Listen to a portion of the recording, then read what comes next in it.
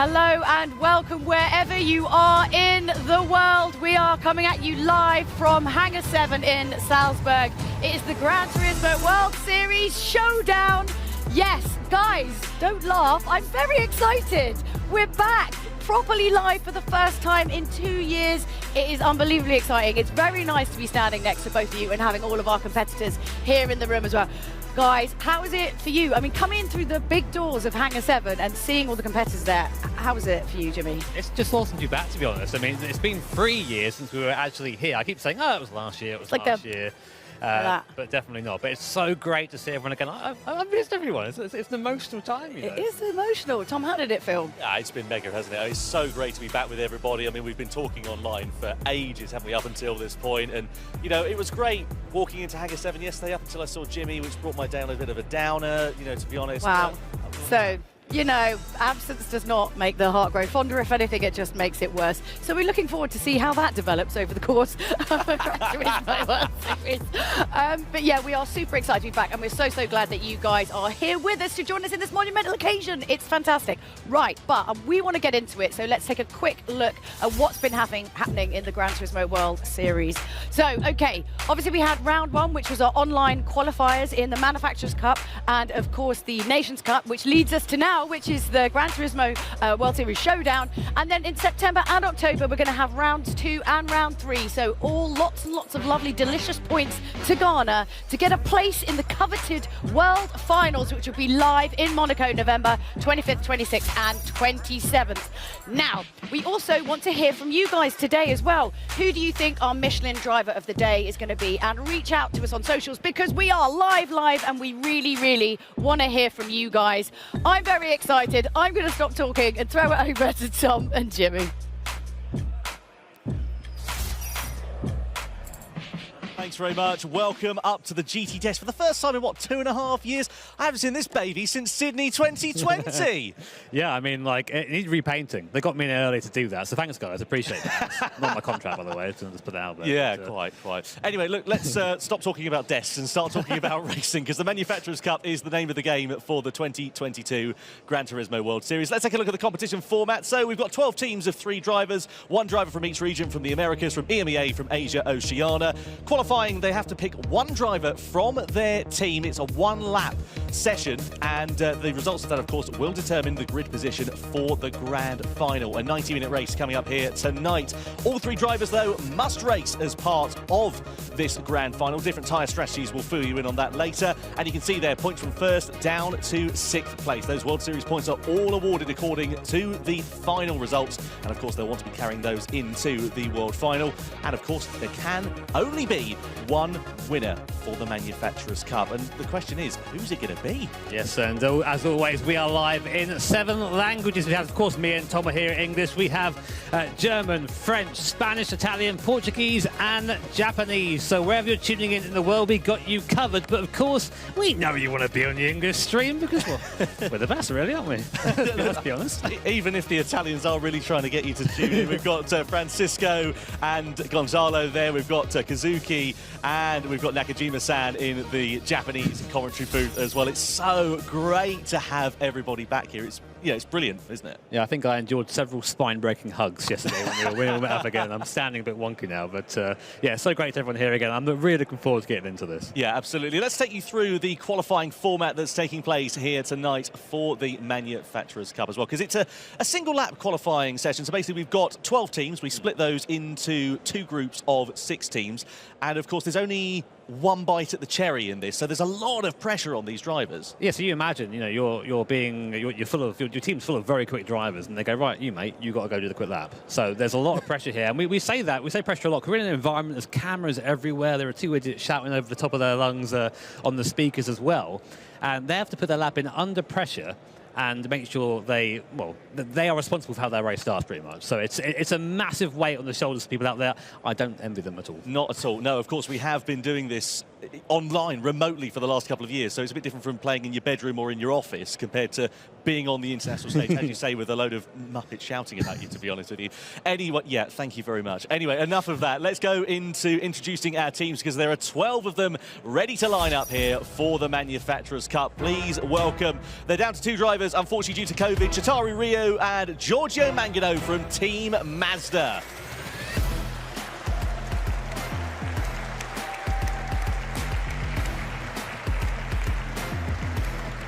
As they make their way onto the stage here at Salzburg in Austria, we get ready to welcome our second team, Hiroki Shizumu, Arthur Musso and Jos Legrand from Team Mitsubishi.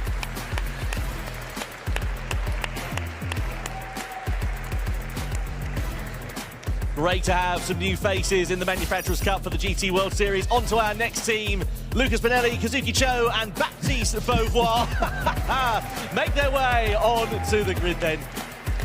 And unfortunately, that's Team BMW. So BMW making their way onto the stage now. And next up, we welcome our following team for Genesis. So Dylan Helt, Yuki Sasaki, and Manu Rodriguez then. A new manufacturer in 2022. More on that later.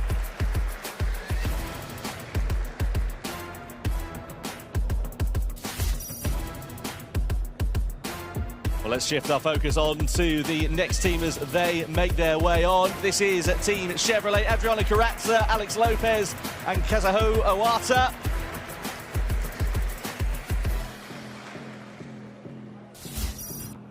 So next up, we'll focus on Team Porsche then. A few names you might be familiar with: Angel Inestrosa, Jose Serrano and Connor Healy.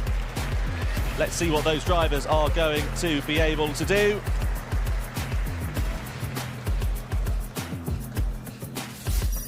Next up, it is Volkswagen. Seiya Suzuki, Thomas Laboutelet and Roberto Sternberg will be the 3 drivers to take to the grid for the German marque here.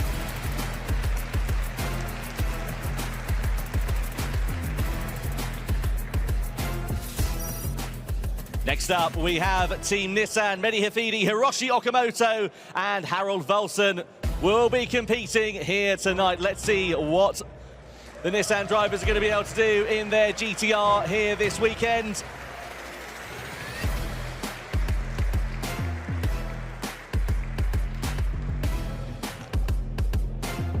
They make their way onto the stage. A brand new manufacturer in 2022 is Genesis. It was supposed to be Nicky Romero. He's been substituted by Manu Rodriguez, unfortunately due to COVID. Yuto Sasaki and Dean Helt will be the other drivers who make their way up. Let's see how they are going to fare. A new mark on the grid this year.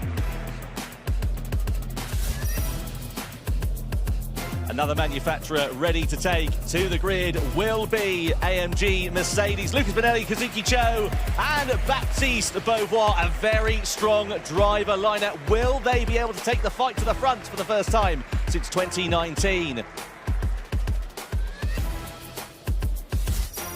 Unfortunately, down a driver due to COVID. Team Subaru have got Kylian Drummond and Danny Solis ready to take the fight. Will they be able to do the business without Takuma Miyazono?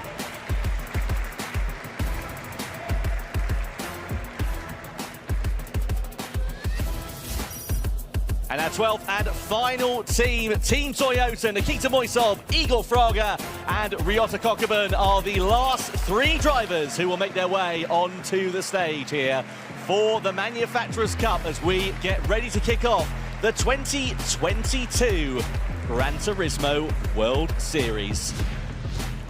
And here are the drivers who have, I guess, you can say it's a lucky task or unfortunate task of trying to put their car on pole position. You see some massive names in there. Igor Fraga qualifying the Toyota. We have Sternberg in there for VW. Very, very quick online and see how he fares here at a live event. Also, Angel Inestrosa for Team Porsche. He's been with that team for as long as I can remember. And, of course, Giorgio Mangano there for Team Mazda. So, massive names out there. A lot of teams putting their best foot forward, trying to get up the far up the grid as possible for this qualifying event. Yeah, it is a single lap qualifying session for our drivers as well. We're just about ready to go into this one as the drivers are making their way out of the pit lane. So there are going to be 2 groups of 6 teams on the grid as they make their way onto the circuit. And we're really excited to see how they are going to fare at the Trial Mountain Circuit, which is, of course, the venue for this race here today in the Manufacturers' Cup. Great atmosphere here in Salzburg as well, isn't there? I mean, look at this venue. I mean, I'm always blown away by Hangar 7. It's absolutely a gorgeous place to be. Something you can't quite see right now. It's just out of shot. It's just like 5 F1 cars just hanging out back there. It's amazing. I spent most of my morning just sort of nerding over those guys. But of course, yeah, the pressure's on. These guys, you can see camera pretty much in your face here for Team Mitsubishi. So it's fairly intense to have that when you're down there driving. But these guys, they get used to it fairly quickly, I think. Absolutely. They're going to be trying to compete for that grand prize at the end of 2022. You can see it up on the podium there, of course, the winning trophy for the Manufacturers' Cup here tonight. Really looking forward to seeing how the drivers are going to fare here, of course, for this, the World Series Showdown. Of course, we have got one more live event in 2022 in Monaco in November. Really excited to see what that is going to be all about. Look at the concentration on these drivers' faces here too.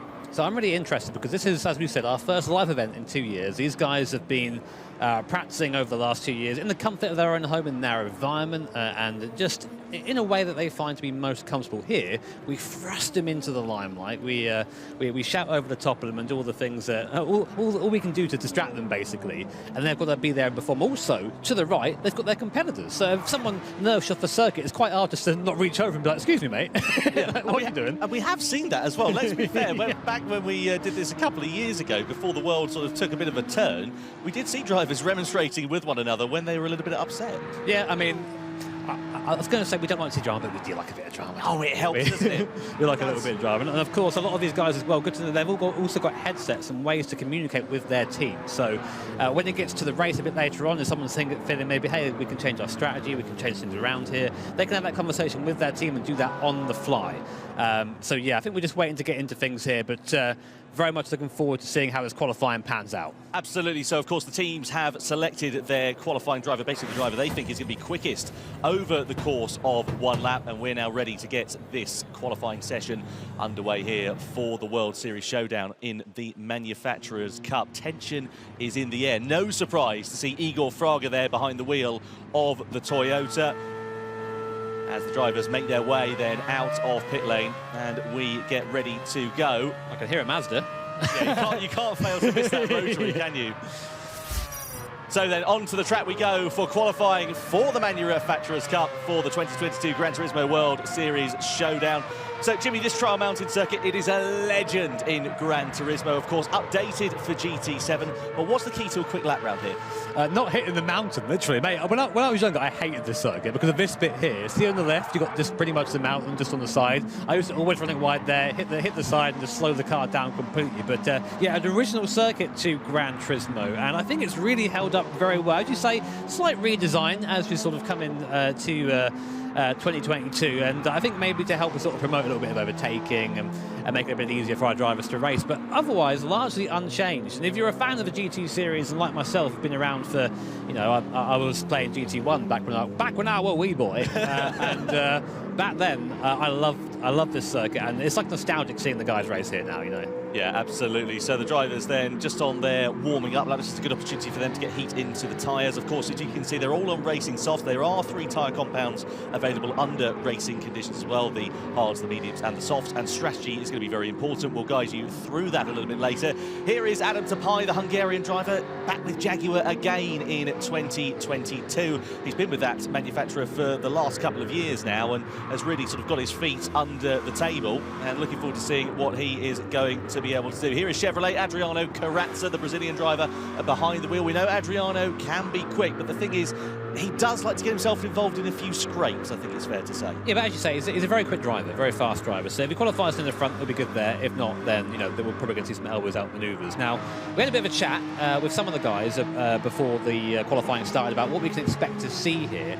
A lot of chatter around Mercedes-AMG. A lot of very fast car underneath them, it seems, which they the general consensus of that will be somewhere near the top of the field.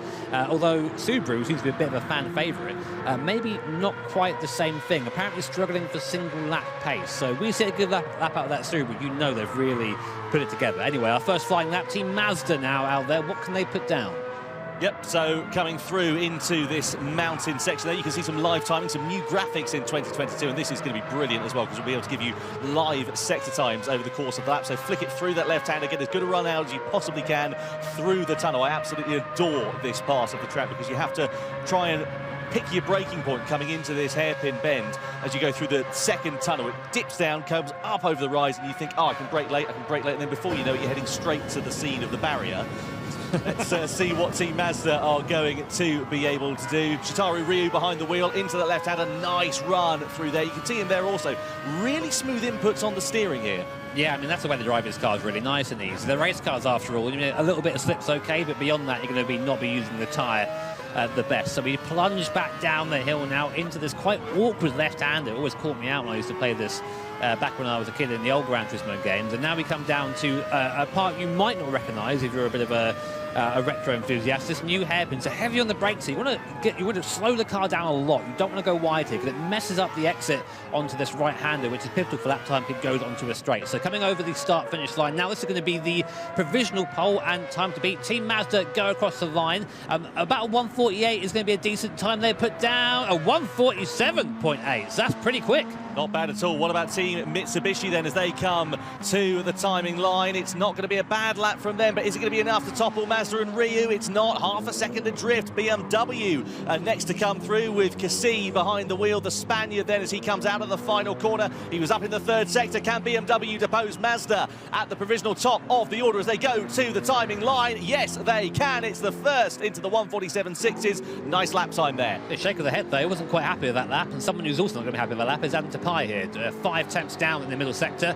I doubt this is going to be quicker. It comes across the start-finish line and goes provisional 4th. So Chevrolet next up then with Adriano Carazza just threading his way through that final corner, 0.2 of a second down. If he can gain a bit of time back, he might be in for a second row here provisionally. Let's see what it is for Carazza as he comes to break the beam then, and he goes. Yeah, not quite there, not quite. So still decent time there, but he'll be unhappy with that. Team Porsche now, I expected Angel Enestrosa to be quick here, but he's not. He's half a second down in that second sector. It seems that second sector is a bit of a bogey set for a lot of cars. Does manage to grab a little bit of time back, but only good enough for a 47.9, putting him in 4th place, and that is the last of our first group of cars. Second group out on track now. Yeah, absolutely. So these drivers then will come into the pit lane. We'll switch our focus over to the second group. So, as we said, of course, 2 groups of 6 drivers, and now, of course, the hard work is done for that first group. Do you think, though, if you're going out in the second group, it gives you a bit of an advantage because you've got a reference point? I don't know, it's difficult. I'm one of those guys that likes to sort of get on with it. So if you're sitting there waiting, watching something else drive around, you might get a little bit nervous, get a chance for those sort of nerves to get the better of you. On the other hand, as you say, you might be there watching the old matey boy next year because, oh, I've not tried that line. I'll try that in my qualifying lap, and it might actually be decent for you. Again, that's one of the upsides to being in person, to sort of have a little bit of a spy on the guy next to you, see what he's up to. This is Saya Suzuki we just saw behind the wheel of the Volkswagen here this year. This is Hiroshi Okamoto, another Japanese driver making his way into the World Series for Team Nissan. Jimmy's fist pumping in the air next to me. It's our year. It's Team Nissan's year. I'm telling you, this is the one. It's going to happen. I mean, bear in mind, of course, we had World Series 1. What was that, a month or so ago now? It seems like it was only last week. But, of course, we are 2 drivers down. Those 2 drivers, Takuma Miyazono, Nico Romero, who are not competing here this weekend. Hafidi, who is one of the Nissan drivers here this weekend, is the only driver to have scored points in the World Series so far that's competing in the Manufacturers' Cup. So what you're saying is that Nissan's a GOAT. That's what I hear. That's what I hear. If that's how you want to interpret it, Jimmy Broadbent, that's how you want to interpret it. That's what I'm hearing. I'll leave that to you. I'll leave that down to you. What about Igor Fraga then? We know he can pull it out of the bag, and of course his appearances in GT have been, well, I think it's fair to say pretty profound. They have been, but you know what? Not recently. I say he's put on some decent qualifying laps recently, but never really followed it up. We saw last time out, great qualifying, and just fell off during the race, big time. Not quite sure what happened to him. So there's no doubt the speed is still there, but whether it's been good enough for a decent time and a decent race, we will see. Now, Team Subaru, this is a bit of a fan favourite, this one, because of course we have our champion from 2020, our triple champ 2020, Takuma Miyazono. driving for them, but not here today. That's a massive thing. Of course, he is undoubtedly the star of that team. No offense to the other guys, but Miyazono's had a lot of success as time's gone on, and not here. So anyway, VW on the lap right now, and currently actually up on BMW in the first sector. Yeah, it's a really good first sector there for Volkswagen. However, unfortunately, the commentator's curse has come to fight Nissan in the backside because they picked up a penalty on their fast lap. So Okamoto's obviously made a mistake, whether it's track limits or whatever it was. We didn't see at the moment, but that penalty means that they'll be starting right at the back. Guys, it was our year. This was the time. It was your year for about 20 seconds until the commentator's curse. There's always 2023. You've been saying that every year since 2018, mate. I think you need to give up on that dream. Here is Suzuki then, so just threading his way through in that Volkswagen Beetle. Still up on the time right now. He's still up in sector 2. Only just so.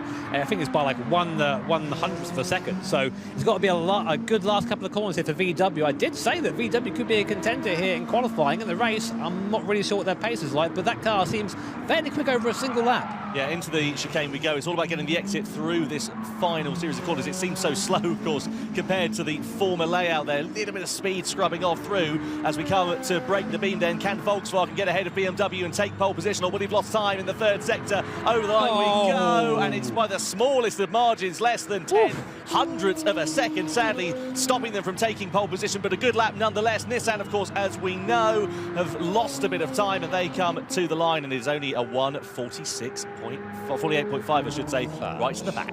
Very sad. Here's Genesis, of course, brand new manufacturer here in the GT World Series. 3 tenths down. It's not the best lap in the world, really, at the moment. We'll see if they've made that up anywhere on the straight or in the last sector. They come across the line. Their time is going to be good enough for P5, middle of the pack. Hasn't been a brilliant lap for Mercedes AMG. It has, mate. They're only 6,000s behind, so this could actually be a pole lap. They've had a good last couple of corners. It is! There you go! By quite a way. A 47.2 for Mercedes AMG. Pulled it out the bag there. Very quick time from them. Yeah, nice stuff there from Baptiste Beauvoir. What about Team Toyota then as they come to the line? Igor Fraga behind the wheel. Can they get onto the front row? No, they can't. It's only 6th quickest, so it is Mercedes AMG then that do take the honours by some way. An amazing final sector there for Baptiste Beauvoir, but what about Subaru then as they come to the line? Can they do anything? It's a good time so far, but not enough to get them onto the front row of the grid. And relief there for Baptiste Beauvoir. What a lap he pulled out of the bag. That final sector where everybody else was losing time was something else. I heard him when he went across the line, like, roar! So he was well happy with that lap, and that was a storming lap. That was 3 tenths clear of the field. I know that might not sound like much, 3 tenths of a second, but in this field, with this level of competition, that is a massive gap. Well, I was looking at the sector times, and that's why I was so surprised. I was looking at the first sector, second sector, wasn't really much to write home about. That last sector, he absolutely flew through there. I think it just goes to show that different cars have different strengths. So that last sector obviously playing to the strength of that Mercedes AMG. But I was quite surprised by Toyota. I expected a better result from them, frankly. Igor, mate, what's going on? Yeah, I mean, the thing is, we saw, of course, Fraga qualifying well in World Series 1 earlier on this year, but he didn't go so well under racing conditions. The thing is, maybe he's trying to do the reverse strategy this time and not qualify so well and pull it out in the race. I mean, we can chat about that all day, but I mean, frankly, it's it's a long race. We reckon somewhere in the 90-minute mark for this endurance race coming up very shortly. So qualifying, it's not super important. You always want to be at the front of the course, but it's not going to end your night if you haven't had a good session, because some of these cars are better race cars than they are qualifying cars. Yeah, absolutely. And strategy, as we say, is so important as well, because they've got to do a minimum of 14 laps on each tyre compound, 3 of which are available, and that's going to be a huge talking point to see who decides to do what, basically. Yeah, exactly. And we'll get into all that tyre data very shortly. I know you nerds love it out there, because I love it and I'm a nerd, so it's a lot of fun. Interesting to see Genesis as well, our new manufacturer, middle of the pack there. So you reckon they would have hoped for a better result? I kind of think they might have done. Yeah, possibly so, but again, first time, of course, on this international stage in the World Series. Maybe there was a slight mistake on the lap. It's easy to do on that single lap qualifying as well. Let's have a look, shall we, at the results from that qualifying session then. So Mercedes take pole position from Team BMW on the front row by 3 tenths of a second, and then it is Volkswagen, Karatza with Chevrolet in 4th, Subaru, Mazda, Toyota, Genesis, Team Porsche, Mitsubishi, Jaguar, and then Team Nissan right at the back of the grid. That mistake on the qualifying lap sadly costing them very dear and giving them a lot of work to do. So sad. Look at that. Guys, P12. I mean, I'm not biased at all, but P12, guys, we need better results. Come on. I'm going to get down there. I'm going to get on the rig. You're going to get on the rig and give it a go, are you? Really showing how bad they are as well. But I was being told earlier for Team Subaru, their goal was to out-qualify Team Toyota.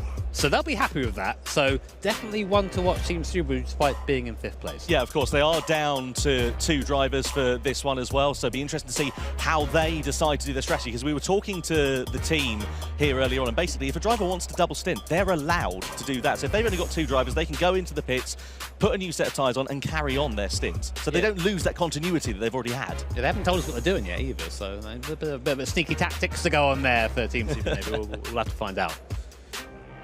Yeah, absolutely. Really looking forward to seeing what they are going to be able to do as well. I tell you what, it is really tight though. Just after 2nd place, Volkswagen, Chevrolet, Subaru, all half a tenth in it there in that sort of mid-pack inside the top 5.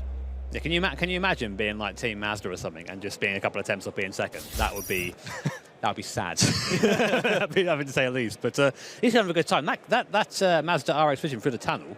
Definitely. It's a great way to go deaf. Oh, yeah, absolutely. I love that car, though, because it's so different to what we have with the sort of V8s and straight line, inline 6s or whatever it is. Anyway, let's go down to Julia then, shall we, and catch up with Baptiste Beauvoir, Mercedes-AMG on pole position.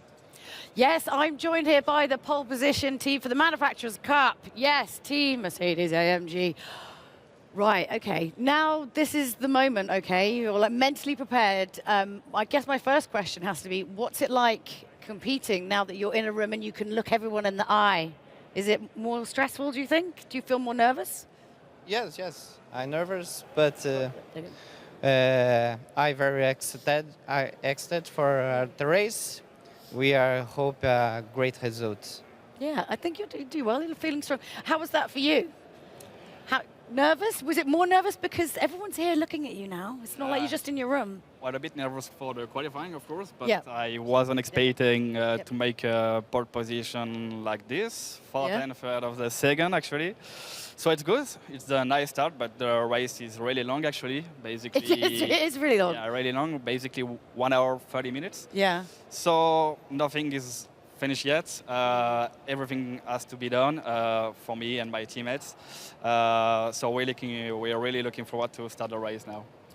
And how is it for you now being, side by side with your teammates? Have you talked strategy already?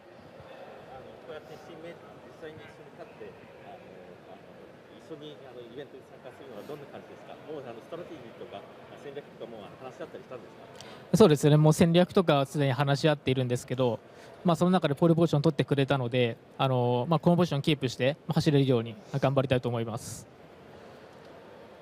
So yeah, we did talk a lot of strategy already, but it's incredible that Baptiste got pole position for us.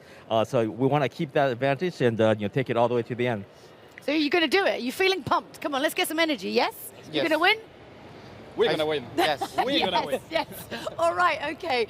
From me on the floor, it's back over to Tom and Jimmy, and let's get this thing kicked off.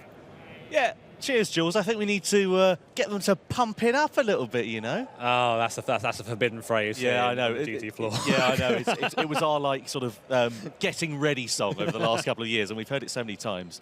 Anyway, let's talk about Genesis, because of course they are a brand new manufacturer in 2022. Yeah, you can see them there, a partner now of the GT World Series, and I tell you what, they qualified pretty well, but I'm really excited to see what they're going to be able to bring to the table here with GT. Yeah, of course, arrived with a brand new car, the Genesis X Group 3 car, and I'll be honest with you guys, I'm a bit of a rust box JDM enthusiast. If it's not from the 90s, I'm not usually interested, but this thing here, it looks pretty clean. It looks all right, doesn't it? It's mega, yeah. It's got 547 horsepower there and thereabouts, and it's an opportunity for the designers to go a little bit mad, to be honest with you, because of course, when you're designing a road car, there are different regulations that you have to conform to. Headlights have to be a certain height. Of course, in a race car, there are different regulations, but you can have a bit more creative freedom. And I was talking to the designers at Genesis, who are here in Salzburg as well, and they were just telling me about how much passion they have for motor racing and motorsport, and I think that really comes through with this. I think it really is awesome to have another manufacturer sort of partnering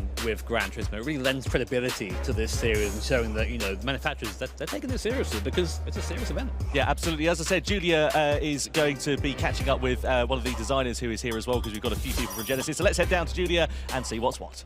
Yes, I'm joined by John from Genesis here on the floor. John, welcome to the Gran Turismo family. How do you feel? I feel great. Thank you. Thank you for having us.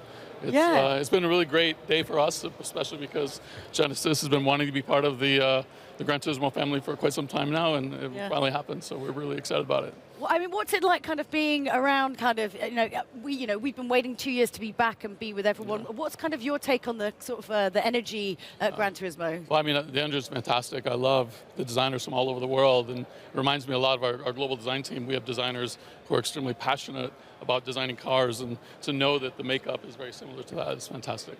So obviously, we saw you. I mean, it must be kind of, is it kind of warm your heart a bit, like when you see your car in the game? It's kind of cool, right? It's beyond cool. It's beyond cool because it's something that, like I said before, as designers, we're super passionate about it, and it takes very little motivation to get someone to try to design a race car. So very little motivation. So we've had everybody, volunteering, not even being asked to do it. They just jumped right on it, and hopefully we designed a car that the drivers will enjoy driving behind the wheel. And how do you like your chances for your team today in the Manufacturers Cup, would you reckon? I think it's going to be great. I think they're going to do great. These are such a talented group, so look forward to seeing. Well, look, John, thank you so much, and welcome. Welcome to the GT family. It's really lovely to have you here. Now, that is exceedingly cool, but I've got something equally just as cool to show you right now. This is going to be good.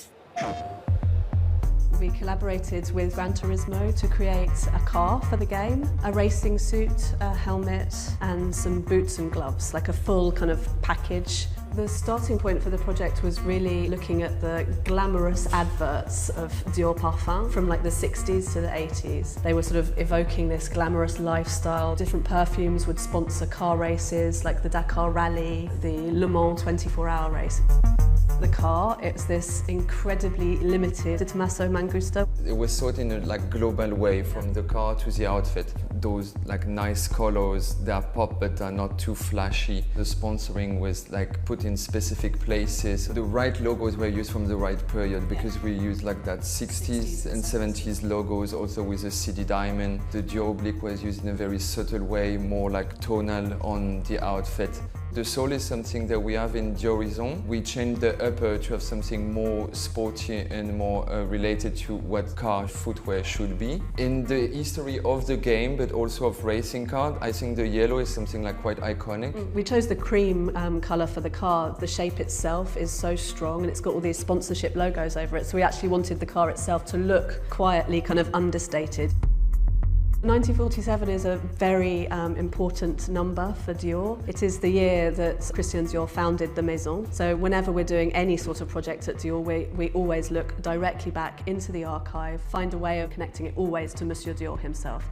The idea of having a big French couture house collaborating with the most iconic race car game was just amazing. And I think the last edition of Gran Turismo is so elevated in terms of options and luxury that it was a perfect marriage on that project.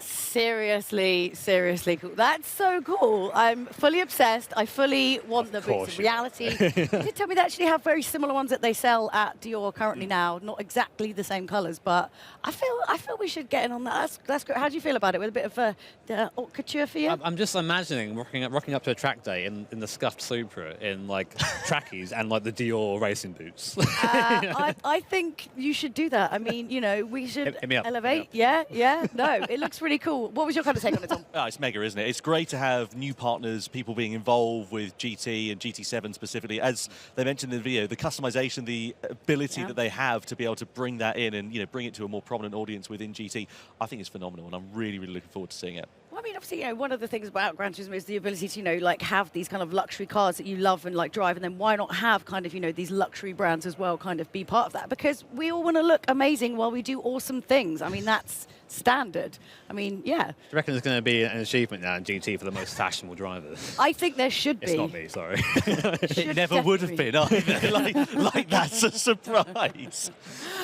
So how you feel back? I mean, before we kind of chuck into the old Manufacturer Cup, how are you feeling being back on the desk? I just wanted to ask that. I love the desk. I've missed this thing so much. Honestly, it feels like home. Does it? Yeah, not working with you two. This desk feels like home. Thanks so much. That's on that lovely sort of life-affirming note. Let's kick it off for the Manufacturers Cup, guys. Take it away. Yeah, absolutely. We are live, of course, in 7 different languages here for the Manufacturers Cup here tonight for the 2022 Gran Turismo World Series Showdown. We're in German. We've got Mikkel and Florian on the desk. Really looking forward to seeing what they are going to make of the racing. We've got Donald and Fabian for France. We've got Alberto and Lucas Ordonez for Spain. Emilio and Andrea for Italy. Gonzalo and Francisco. Yeah, I forgot his name, I apologise. And then Yamada-san and Nakajima-san, of course, for Japan as well. 7 different languages, though. I mean, where else are you going to get that? Tom now owes Francisco a beer. This is true. I mean, I probably owed him many beers for coming here anyway. He just has to put up with you for the next few days, mate. Hey, come on now. Anyway, you know, we have endurance race coming up. And what do we mean by endurance race? Because I think it's just a term to fling around. Usually we run what we kind of classify as sprint races, which 100% sprint to the flag as quick as you can. Endurance races, first of all, you know, you might have figured out they're a bit longer.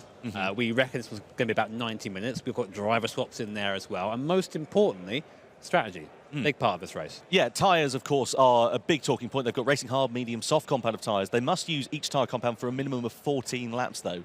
So you can do 14 laps on one, 14 laps on another, but there's going to be one type of tyre that you're going to have to do more than 14 laps because it's 90 minutes, 48 laps is what they're expecting here at Charles Mountain. Well, what's going to be interesting, I think, is that how we're going to see different cars deal with having to be on those softer tyres for a longer period of time. I'm told the BMW especially, whilst it's fairly quick over a single lap, does struggle a little bit on its tyre wear. So if you're trying to make those soft tyres last 14 laps, you can't just run flat out. You've got to rein yourself back in, run at 95%, not at 100% to make sure you can get that stint completed. Because otherwise, get to lap 12, lap 13, tyre's just gone completely and you lose a ton of time. So you really have to play the long game in these races. So I guess driving style has a big impact on tyre life as well, right? Yeah, I mean, I would say I was a pretty good endurance driver because I'm not that quick. So I was pretty decent in the endurance stuff, but nice and smooth as much as you can be, and that'll get you to the end of the race. Yeah, absolutely. And I guess also that is good for the entry of the corner, but on the exit of the corner, you want to be minimising wheel spin, that sort of thing. And more like lock as well. I mean, it's very easy if you're, feeling aggressive to go lock to lock, get the car a bit sideways, get a sliding a bit. But every time you do that, you're taking life out of those Michelin tyres. You don't want to be doing that. Bad.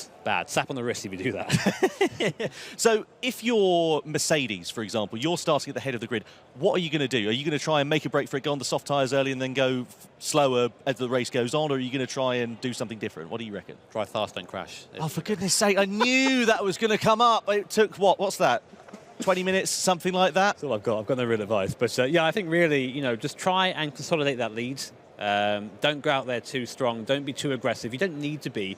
There's nothing wrong with losing the lead if you're keeping the tyres alive, keeping that fuel where it needs to be. So I think very important just to keep that in the back of your head. Yeah, absolutely right. Well, of course, we are ready to go for the Manufacturers Series here. Now we're going to get things underway. Your respect, please, for the national anthem of our host nation here in Austria.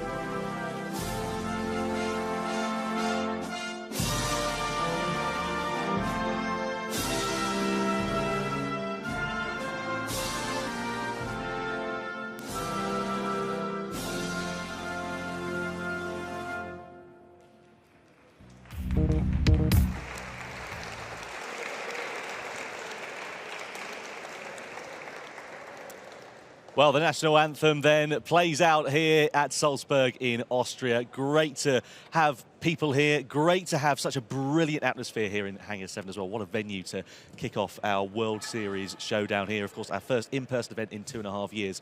But anyway, let's get back to the racing then. So, manufacturers to watch. I mean, obviously, if you've watched qualifying, you've got to be Mercedes-AMG, surely. Yeah, I mean, I had a long chat earlier on with some of the guys down. We've got Mick Azal here. He's been sort of helping some of the teams get up to speed. And I had a chat with him, and he was saying sort of ones to watch, possibly Mercedes, of course, which, well, we've seen that. They've been really quick. And Team Subaru, of course, Mick biased towards yeah, because he competed with them for a few years. A little bit. But he was telling me that the Subaru, whilst over a single lap, not that quick, on tyre wear, it's by far the best. So what we might see as the race goes on, if it's a clean race, so Kylian Drouin driving that car at the start of the race, is slowly moving forward as the race goes on. So we have that, of course. Team AMG, I think they have just out-and-out pace. It's just a fast car, so definitely one to watch in there as well. I'm hoping, praying to the JDM gods that Nissan just come flying through the field, mate. T1, last to first challenge easy. It's like happening. A rocket, It's happening, I'm telling you. Yeah, okay, all right. Well, you can go and live in your dream world if you really want I will, mate, I'm off. Yeah, that's fine. I've got eyes on Team BMW, though. They've got a really strong driver lineup. We know, of course, that they can do the business. I remember, was it Paris 2019? They won, of course, the Manufacturer Series. Different driver lineup then. Things have moved on a little bit, but they had good pace and quality. So yeah, there is that. And I think we also have to give mention to Team Genesis as well. When I was speaking to the lads earlier on, they were saying the car is just easy to drive quickly. Not necessarily the fastest car there, but in endurance races, you always want a car that feels nice and you can be confident pushing, lap after lap after lap. And it sounds like the Genesis sort of fits that bill.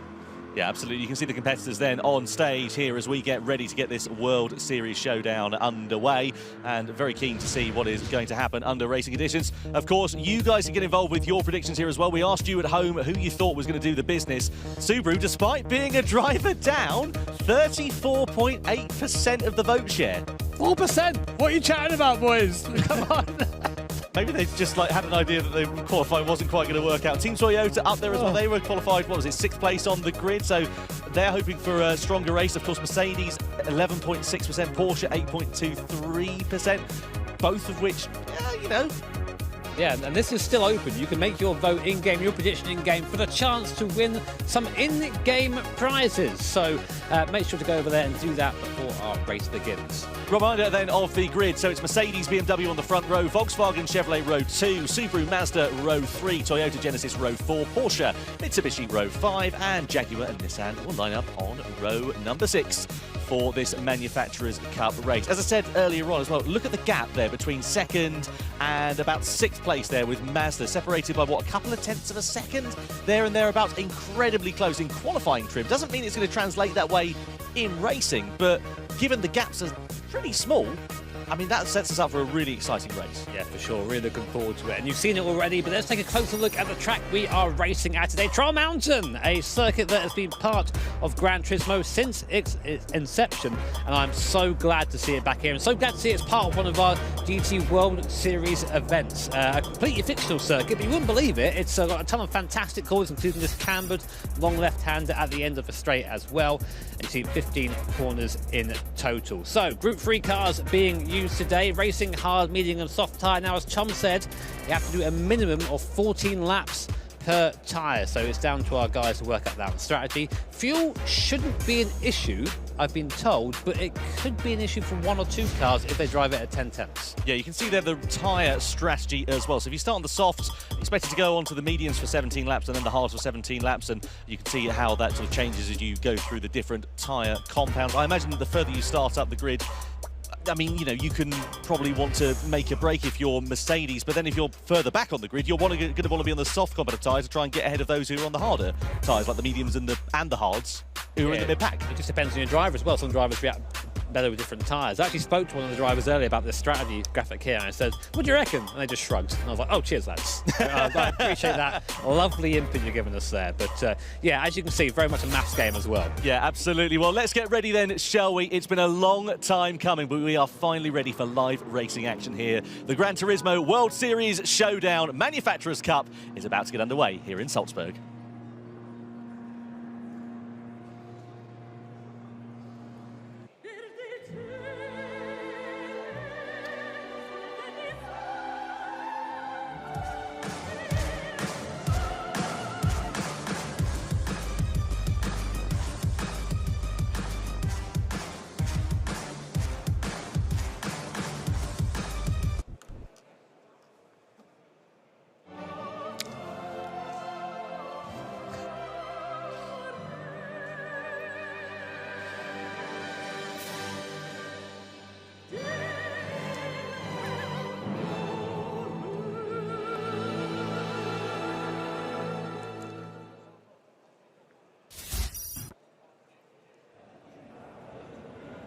Here we are then, ready to go for action.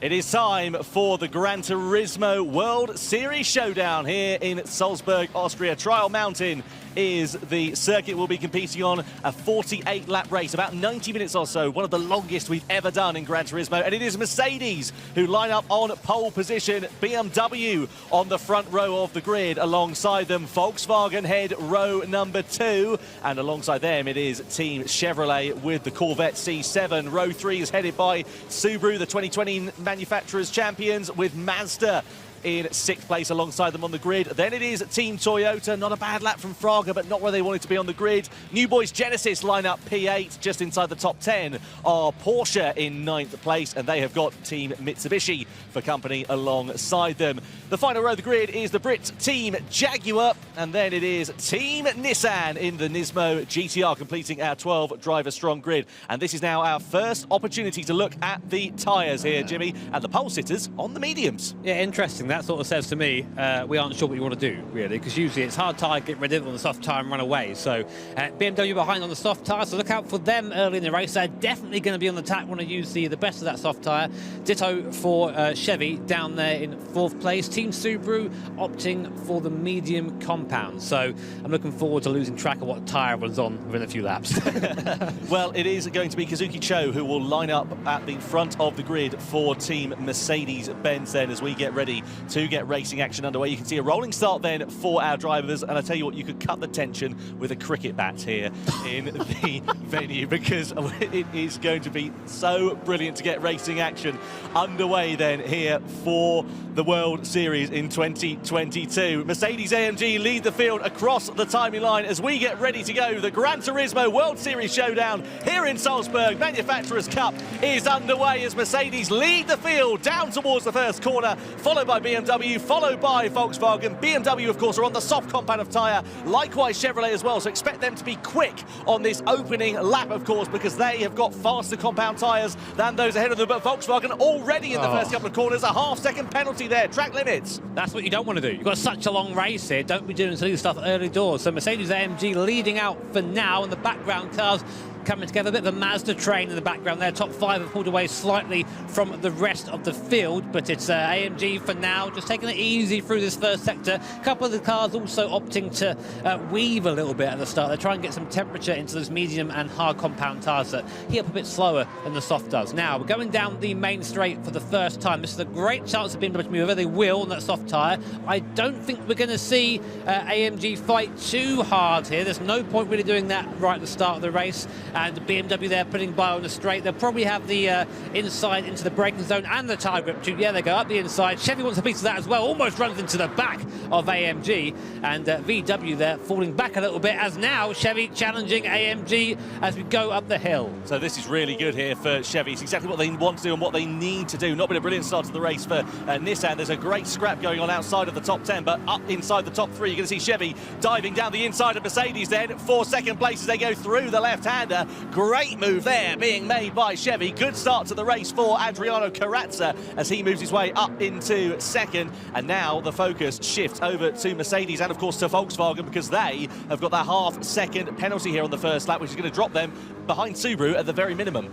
Yeah, frustrating for them, but hopefully a lesson learned from that. And you see, just dropping behind Subaru there as we go down the main straight. But you see in that overtake there, that's what I mean about the endurance racing mindset, is that AMG, very kind there. Could have quite easily gone, no, shut the door, got that and defended heavily there, but there's not much point at the stage of the race. It's a long race and there's no point getting involved in an instant right at the start. If you're following different teams, by the way, and you're wondering why they're dropping back early doors, well, keep an eye out for the likes of Mazda, Toyota, Jaguar, Genesis. They're all on the hard compound of tyre. That's the slowest compound of tyre. It's definitely more usable here on GT7, but it's the durability that's the important point in that. It's not very quick over the course of one lap, but over racing distance, and that's when it comes into its own, because, of course, the soft tyres, though they're fast, they do wear out a lot quicker, of course, due to the difference in compounds. And you can see Porsche here really putting the pressure onto the back of Toyota. Behind the wheel of that Porsche is Angel Inestrosa, and he's going up the inside here of the Toyota. Nikita Moisov behind the wheel, so it is side by side as they come through the first tunnel. Porsche on the inside, Toyota on the outside.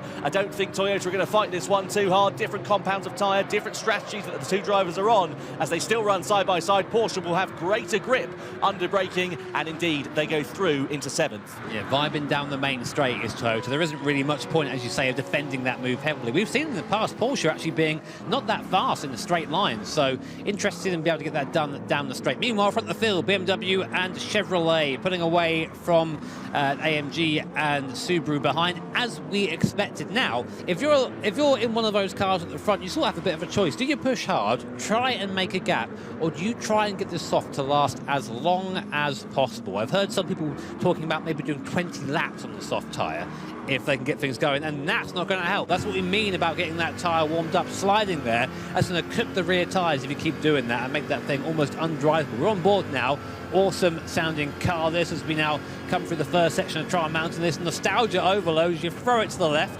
I always used to launch it off this this right-hander here. These guys are a bit more professional than me, and then you can carry a little bit of a lift through there, interestingly. You can go flat through there in quali, though. Yeah, it's brilliant, isn't it? That's first part of the circuit, and I really love seeing the drivers able to tackle it. You can see Adriano Carrazza here, just concentration on his face at the moment. You know, got to keep it smooth and not do things like that. He's had a couple of moments coming out the corners, hasn't he, where he's just been spinning at the wheels, and we talked about that before the start of the race. When you get that wheel spin, it's really easy to light up the rear tyres, and the problem is that just wears them out quicker, and it's not going to help them in their charge to try and keep on to the back of BMW. What they want to make sure is that they don't let them get away. Well, I think that's the thing, though. You see the guy in front maybe pulling away by a tenth for the first sector, and you react and you push harder. And then when you push harder, you make that mistake, and it all sort of compounds and it gets worse and worse. So we know Carrazza historically is a fairly aggressive driver. Look at that Chevy in a straight line. There's 2 tenths there he gained down the back straight. So that Corvette not lacking the horsepower as you expect it, really, wouldn't you? But that BMW looking a lot more composed at this stage of the race. Yeah, so on board we ride here, then you can just see minimal steering inputs there, and there's a problem for BMW, and there's contact. What on earth has happened here? I think that might have just been a quick graphical glitch, unfortunately. I thought something had gone a little bit wrong there between those drivers, but they do manage to keep it on the straight and narrow, so it is still BMW that lead from Chevrolet then. It is still 0.8 of a second, the gap between the top two as they come through into the left-hander then. So it is nose to tail between those two drivers. Then, of course, it is really close between Mercedes and Subaru, 0.3 of a second separating the German manufacturer and the Japanese manufacturer. Those two, of course, both on the medium competitive tyres, but we know that Subaru, kind on its tyres, not that quick in a straight line, though. You see Kylian Drummond there just flashing the AMG, being, get out of the way, move, I want to go fast. So I reckon we're going to see him make a challenge on that AMG very quickly as we come now through the last section here. And yeah, look, some timing issues there at the moment, but AMG valiantly defending at the moment from Subaru. I've got a feeling we might be seeing a red flag coming. Yeah, I think you could be quite right there. So yeah, things are going on, and I think the competitors are not best pleased, because you can see here this is all changing the complexion then of this race. The red flag has been brought out. The race has been stopped then on lap 4 out of 48 here, and unfortunately a very early end to the race here for the grand final in the Manufacturers' Cup for the World Series Showdown. And, well, it's not surprising given the issues that the drivers were facing there. Of course, what we want to see is a nice, fair, clean race for the drivers, and we weren't quite able to bring that to you. Yeah, well, I mean, it's one of those things, you know, it's just like a technical error, as it would be in real life, and I know I've had a few of those recently, so I know what that feeling's like. But this is a difficult reality for these drivers, of course. They now have to kind of reset. They now have to get their mind back onto the race. They've just gone through the tough bit. The tough bit is the start of the race. You get yourself all amped up for it and all excited for it, and suddenly you've got to do it again. Yeah, I mean, the thing is, to be honest, you just got to get on with it, haven't you? Sorry, I know, but Mr. No Sympathy over here. No, you just got to get on with it, haven't you? You just, you know, oh, that's happened. Okay, right, put it, you know, chuck it into the back of your mind and get on with it. Yeah, I mean, there is that. But here's me trying to be sympathetic, and there's Tom there, just absolutely like that. Oh, you know, anyway, but up to that point, I tell you what, BMW were going great guns, weren't they? Those guys in Chevy, I mean, Chevy, though they weren't clearly quicker in the initial stages, they weren't letting BMW get away. No, I think we were seeing something that we kind of mentioned earlier on as well. We saw BMW, which is historically pretty bad in its tyres, start falling back into the clutches of Karatza in that Chevy. A bit further down the field, just before we had our red flag, we also saw Subaru starting to catch up to the back of Mercedes, and you could see on the straights Mercedes just pulling away from it, and Kylian Drummond like flashing, "Come on, please, let me go by, let me go." But you know, I mean, that's never going to work. That's never going to work. No one's like that. These guys are going to fight for every inch of circuit. But a shame we had to red flag that one. But we're looking to get that back underway as soon as possible. Until then, again, a chance for our drivers to have maybe a little bit of a drink. Yeah, absolutely. Just a quick break there because, as I said, you could cut the tension with the cricket bat. What did that mean? It was the Murray Walker line. Have you never heard that one before? No. No? I sometimes think that you make these things up, or you live in, you have some sort of weird dream and you think it's reality. It's entirely plausible, I won't lie to you. I also imagine you just like smashing this bat at the table. trying to cut the tension. Why isn't it working? I don't understand. Goodness me. Yeah, well, anyway, weird analogies aside, it's really great to, as I say, to be back here. And yeah, really though, of course, we didn't get into sort of the business end of the race, we got a good idea as to sort of where the pace was for certain teams. I mean, Jaguar didn't have a particularly brilliant start. Volkswagen had a shocker with that penalty after 3 corners. How did Nissan do? I mean, that's what everyone's asking in the chat, definitely. Is it? Yeah, definitely. Really? I can see the chat. Everyone's, where's Nissan? Best team. I don't actually know. I didn't look. I don't think they were doing too well, though, at this point. But, yeah, that, of course, is what they're all playing for there, the trophy. And there is a long, rich history about that, which I admit to not really knowing. So there's Ryota Kokuben, a long-time member of our GT family, very quick, of course, Japanese driver. And here's his takes on Trial Mountain. And, you know, he's very right. It's a very technical circuit. And as I was mentioning earlier on, if you do get that braking wrong, you do actually end up literally in the mountain. So, yeah, not the best thing to do. No, absolutely not. And, of course, this circuit has, as we mentioned earlier on, been modified for GT7. Of course, the final chicane has been changed. It was a lot more fast and flowing in previous iterations, a lot tighter now, but that also turns it into an overtaking opportunity. And I've just got visions of cars going side by side into the final corner there on the last lap. Well, it's better than the last final corner where you just ramped over it and just get as much height as possible. But I still got PTSD from I think it was the GT3 Skyline test. I think it was either the last B test or the last A test. I spent literally 2.5 hours trying to gold that, and I still have nightmares. It's thank you, Trial Mountain, for that. Yeah, I love that circuit just for that, to be honest with you. Oh, goodness me. Some more quotes then from our drivers. Giorgio Mangano says about endurance racing, of course, consistency is hugely important, lap after lap. You've got to keep those lap times close. And I think that's the thing, isn't it? When you watch Formula One and then you look at the lap times over the course of a long race, which, you know, this is akin to that, I guess, in terms of the duration, they're only separated by a few tenths here, a few tenths there. I mean, like, I like Giorgio, but that quote's akin to water is wet, or, you know, in order to qualify first, you have to take the fastest time. Have you seen that video that suggests water isn't actually wet, though? I don't care. I don't want to. But, I mean, no, you're right. Me being sort of facetious aside, you have to be quick, and that's where races are won. If you can go out there and do a lap time within a 10th each time, and the guy in front maybe is pushing a bit harder, but then makes a mistake every now and then, you're going to come out on top, and also keep your tyres in better nick as well. So, yeah, Giorgio, again, someone else has been around for a while. Guess what? Giorgio was our first ever winner of a live event back at Nürburgring. I think I've said it like 14,000 times over my career here, but it just sort of shows you how long he's been around. And he's been around, you know, since the early days of GT Sport. Now, of course, in GT7, completely different game, different physics set. He's doing fairly well. And if you're playing along with Jimmy Broadbent bingo at home, that's eyes down for a full house next time, hey? Yeah, right, no cricket bats. No. But, yeah, I mean, that's actually something we've not really spoken about yet. Is cricket bats. This is a unique challenge because a lot of these guys, of course, came from GT Sport. Some haven't. A lot of new faces here as well.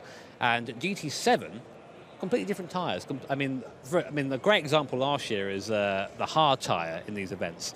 It was basically the hard tyre is lava. You know, any strategy, it was like, oh, do hard tyre for 1 lap, then throw that in the bin, and then get on the softs like 40 laps.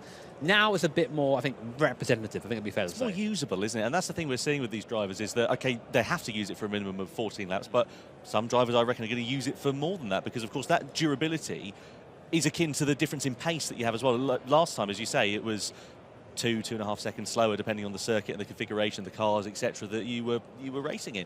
And now it's a little bit sort of, you know, less bad is probably not the correct way of putting it, but you get what I mean by that. That it's a lot more usable, so the lap times are closer, therefore you don't drop as much time as you would do.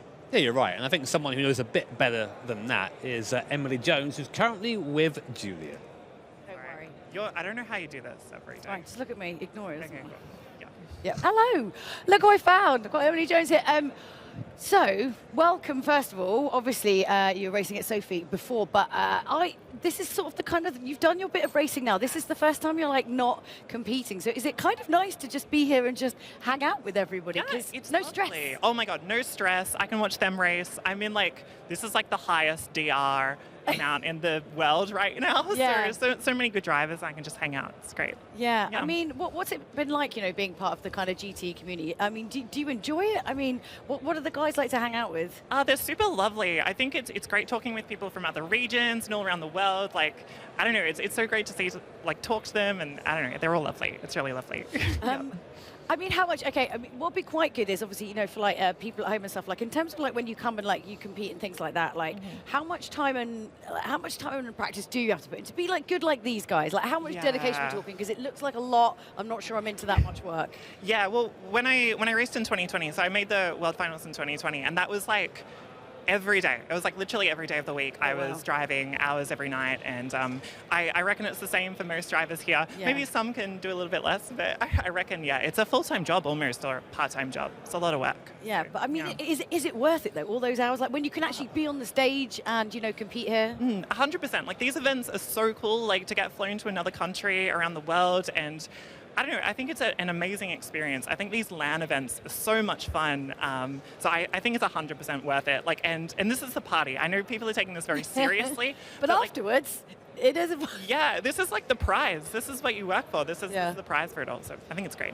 What's your setup like at home? Like how like bougie is your setup? It depends. So my current GT setup is a desk and a chair that's on wheels, and then a cardboard box behind it with a bunch of books in it. So it's not very good. But like I really feel like everyone's is like really like crafty. Like everyone craftily puts it together. It's a little bit DIY, but I'm hoping to get a better setup soon, and hopefully it's a little bit more comfortable.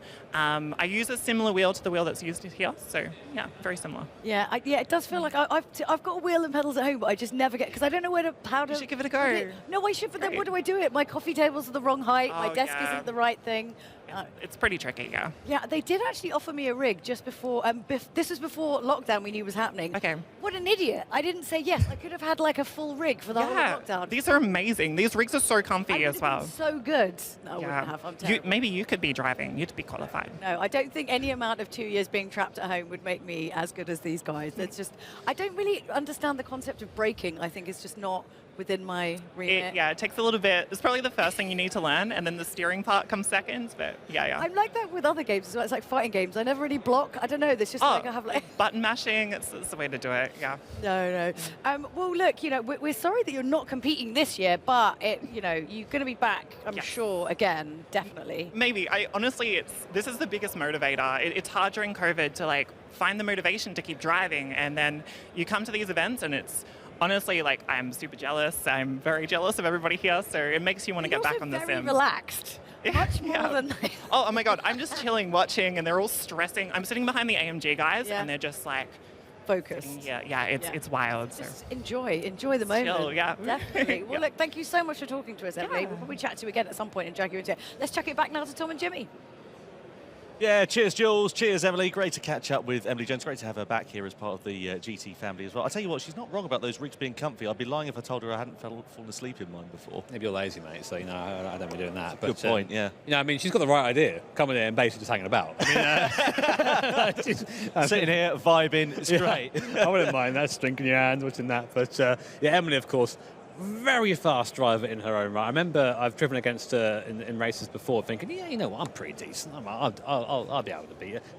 No, absolutely just washed the floor with me, ruined. So, really good. I think it's not wash the floor, it's wipe the floor. Well, I was going to say, your analogies are going all over the place, and you were talking about me and my cricket bats. Well, one thing I did want to talk to you about, whilst we've got a little bit of a break, I mean, Jimmy, you've been racing in the sim world for a long time, and now, of course, you're racing in the real world. Yeah, I know. But I wanted to talk to you about that. I mean, what's it like going from racing on your sim in your shed or your house to being in a real race car and actually being flipping racing driver. Well, no. Well, first thing we can talk about is, sim racing works. I think GT Academy proved that back in the day. Lucas Ordonez sort of sitting back there somewhere, and Jan Mardenborough, of course, Florian Strauss, all people here that have gone through sim racing and ended up as full-fledged racing drivers. Now, I'm not quite there yet. I lack this thing. What's it called? Talent. But it's been amazing how much actually transitions over. Things like, I know it sounds silly, but what line to take, how aggressive to hit the brake pedal. Big things that when I actually got into the car for the first time, people were thinking, actually, no, you know most of it already. It's now just applying that and gaining the confidence. So I think that you could take pretty much any of our drivers here, put them in a race car, and they would surprise some people. I think that's the thing, isn't it? Is that you see it at home and you think, oh, what are they seeing on a sim rig for? And then they go and do it in a real car. But you're like, yeah, but that crossover skill's tangible, isn't it? Whereas if you're sitting there playing FIFA, it's not the same as going and kicking penalties with England, is it? I've got to say, though, it's a lot easier to explain a track car to a potential girlfriend than explain the sim room. Potential girlfriend? How many of them do you have lined up? I've got a line. Sorry, Emily. Sorry. No, but yeah, I mean, you can spend quite a bit on the sim rig, but the thing is, you're never going to get as much seat time in a real car as you are in a sim rig. I know people, maybe see F1 or see other things and think, oh, these guys get loads of time in the car. In reality, for my races, I get about 30 minutes in the car before actually going out and then doing a qualifying lap. These guys can have literally thousands of laps if they want to, and it's fine. We've spoken to them, haven't they? They practice for some of them up to 8 hours a day. I mean, it's an incredible amount of commitment that I can't believe that they're able to put that in. Anyway, Trial Mountain, of course, is the circuit that we're competing on here for this race. Let's take a closer look then at the layout of this circuit, because I absolutely adore Trial Mountain. As Jimmy mentioned, it's been in Gran Turismo since the first iteration back in 1997, and it's gone on to become an absolute classic. I only wish that it could be real, because I tell you what, I'm dying to take my S2000 and just hoon it around there. Just crash it into the barrier. Decidedly accurate, thank you. How old were you in 1997, Tom? I was, 6-7 months when the game came out. So you're straight on it then? Oh yeah, no, exactly. Yeah. I was, straight out, straight on the game, and I've been here ever since. Yeah, I mean, I was of gaming age at that point. I remember one of my fondest memories, and I thank Gran Turismo for this very much, is like sitting there with my granddad playing these games. He's no longer with us, unfortunately, but it was a really awesome moment to sit there. And Trial Mountain is one of those tracks that is cemented as part of that memory. So yes, a lot of good memories for me here. I'm sure for a lot of you guys at home as well. And looking forward to getting our race back underway. Hopefully not too far away now at this point, but our drivers looking fairly chill at the moment, so we might have a little while to go yet. Again, here are the race details. 48 laps. I'm not sure that's going to be the full lap. We're going to do a complete restart or not, but we'll tell you as soon as we know. Group 3 cars, racing, hard, medium and soft Michelin tyres there as well, with a tyre wear rate of ×2. Now, it doesn't sound like much, but bear in mind these tyres are basically going through stints of at least 14 laps. They can wear away pretty quickly. Yeah, absolutely. Tyre wear, as you say, tyre wear rate ×2. That's the equivalent of doing 2 laps to 1, effectively. So you do 1 lap, and it's the equivalent to doing 2. Maths. Yes, I know. I mean, maths would have been my strong point, Jimmy, to be honest with you. But yeah, I was able to at least work that one out. And yeah, so if you do 14 laps, it's equivalent to doing 28 laps. And I mean, this is a corner-heavy track as well. There's a lot of sort of medium, fast-flowing corners. I reckon the outside left, because of course it's an anti-clockwise layout, it's going to be, sorry, outside front rather, I should say, on the right-hand side, is going to be a little bit more worn. So you can't do maths, you can't do left and right. No. Anything else to struggle with? Anything you know about? Or no? Commentating in general, really, to be honest with you. Well, here's our predicted strategy sheet for this. So try and wrap your head around this. Lots of numbers, lots of colours. If you're like me, get overstimulated very easily. It's, oh, look at it. But basically, we think that soft tyre isn't going to last as long as anything else, which makes sense, of course. It's the fastest tyre out there, but it does wear the quickest. We have the medium tyre as well, which is a nice middle ground between the soft tyre and the hard tyre. And the hard tyre, which is very durable, but isn't that quick. And that hard tyre will pretty much do that lap time all the way through the race, whereas the soft tyre will gradually fall off as time goes on. I've heard rumours of the Subaru being able to do 20 laps in the soft tyre. I will believe that when I see it. Well, absolutely. Anyway, let's head over to Julia Hardy. She is, of course, with our former Nations Cup champion, a man who knows a thing or two about being quick around racetracks in racing cars. It is Mick Hizal. It is indeed. Mick, hello. How are you doing? Hello, Julia. I'm doing great, thank you. And also, it sounds great to be here back. I I really missed the whole thing here, like seeing all of you guys here. But yeah, it's great to be back. Yeah, it's kind of weird. It's I have to say, like coming through the doors of Hangar 7, I thought I was going to come back and feel like super like crazy happy, but I felt like a little bit sad because it's like we all spent so much time together, you know, like 6 times a year, different countries, and then to lose that was kind of sad. But I am very happy that we're kind of back here and with the family. Who did you give the biggest hug to? Actually, I forgot. You forgot the hug. I'm sorry. Outrageous. Because I had to hug everyone here because it's been so many years when we saw each other the last time. So of course it's like, oh, I see you, big hug. Then I see the competitors, another big hug. But yeah, it's like equal. Is it kind of? I mean, because obviously you know you're not competing. Is it better, worse to watch everyone else doing it? Good things, bad things? What do you think? Well, personally, I kind of consider this as a free holiday. So like it's like traveling here, watching all the other drivers basically competing here, and you're just sitting here on the couch being like, okay, you just race ahead. I will just watch you guys driving there. Yeah, I mean, it must be kind of nice. Do you find yourself though watching like when they have like a strategy and stuff, being like, oh, I wouldn't have done that? Are you judgy when you watch them because you're so good? In terms of the racing strategy, I don't really know because the drivers already know the best strategies for the team.